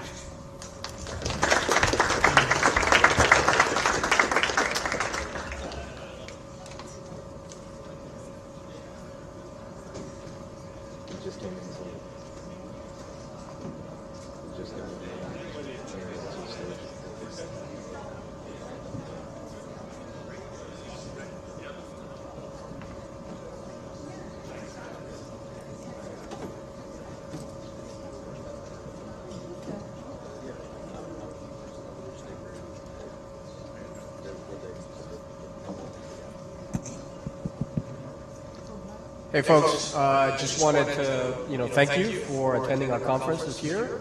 Looking forward to seeing you next year. We're hoping to have it back on schedule as we did before prior to COVID on a year-to-year basis. Next year we'll have it in Atlanta, so we hope to see you there. I hope that you found it informative and that you had a chance to reconnect with people you already knew and had a chance to meet a lot of new people. So again, thank you. Don't forget to pick up your certificate of attendance on your way out. And again, lastly, if you drove and parked, don't forget to get your ticket validated. And again, one last time, thank you very much. Looking forward to seeing you next year.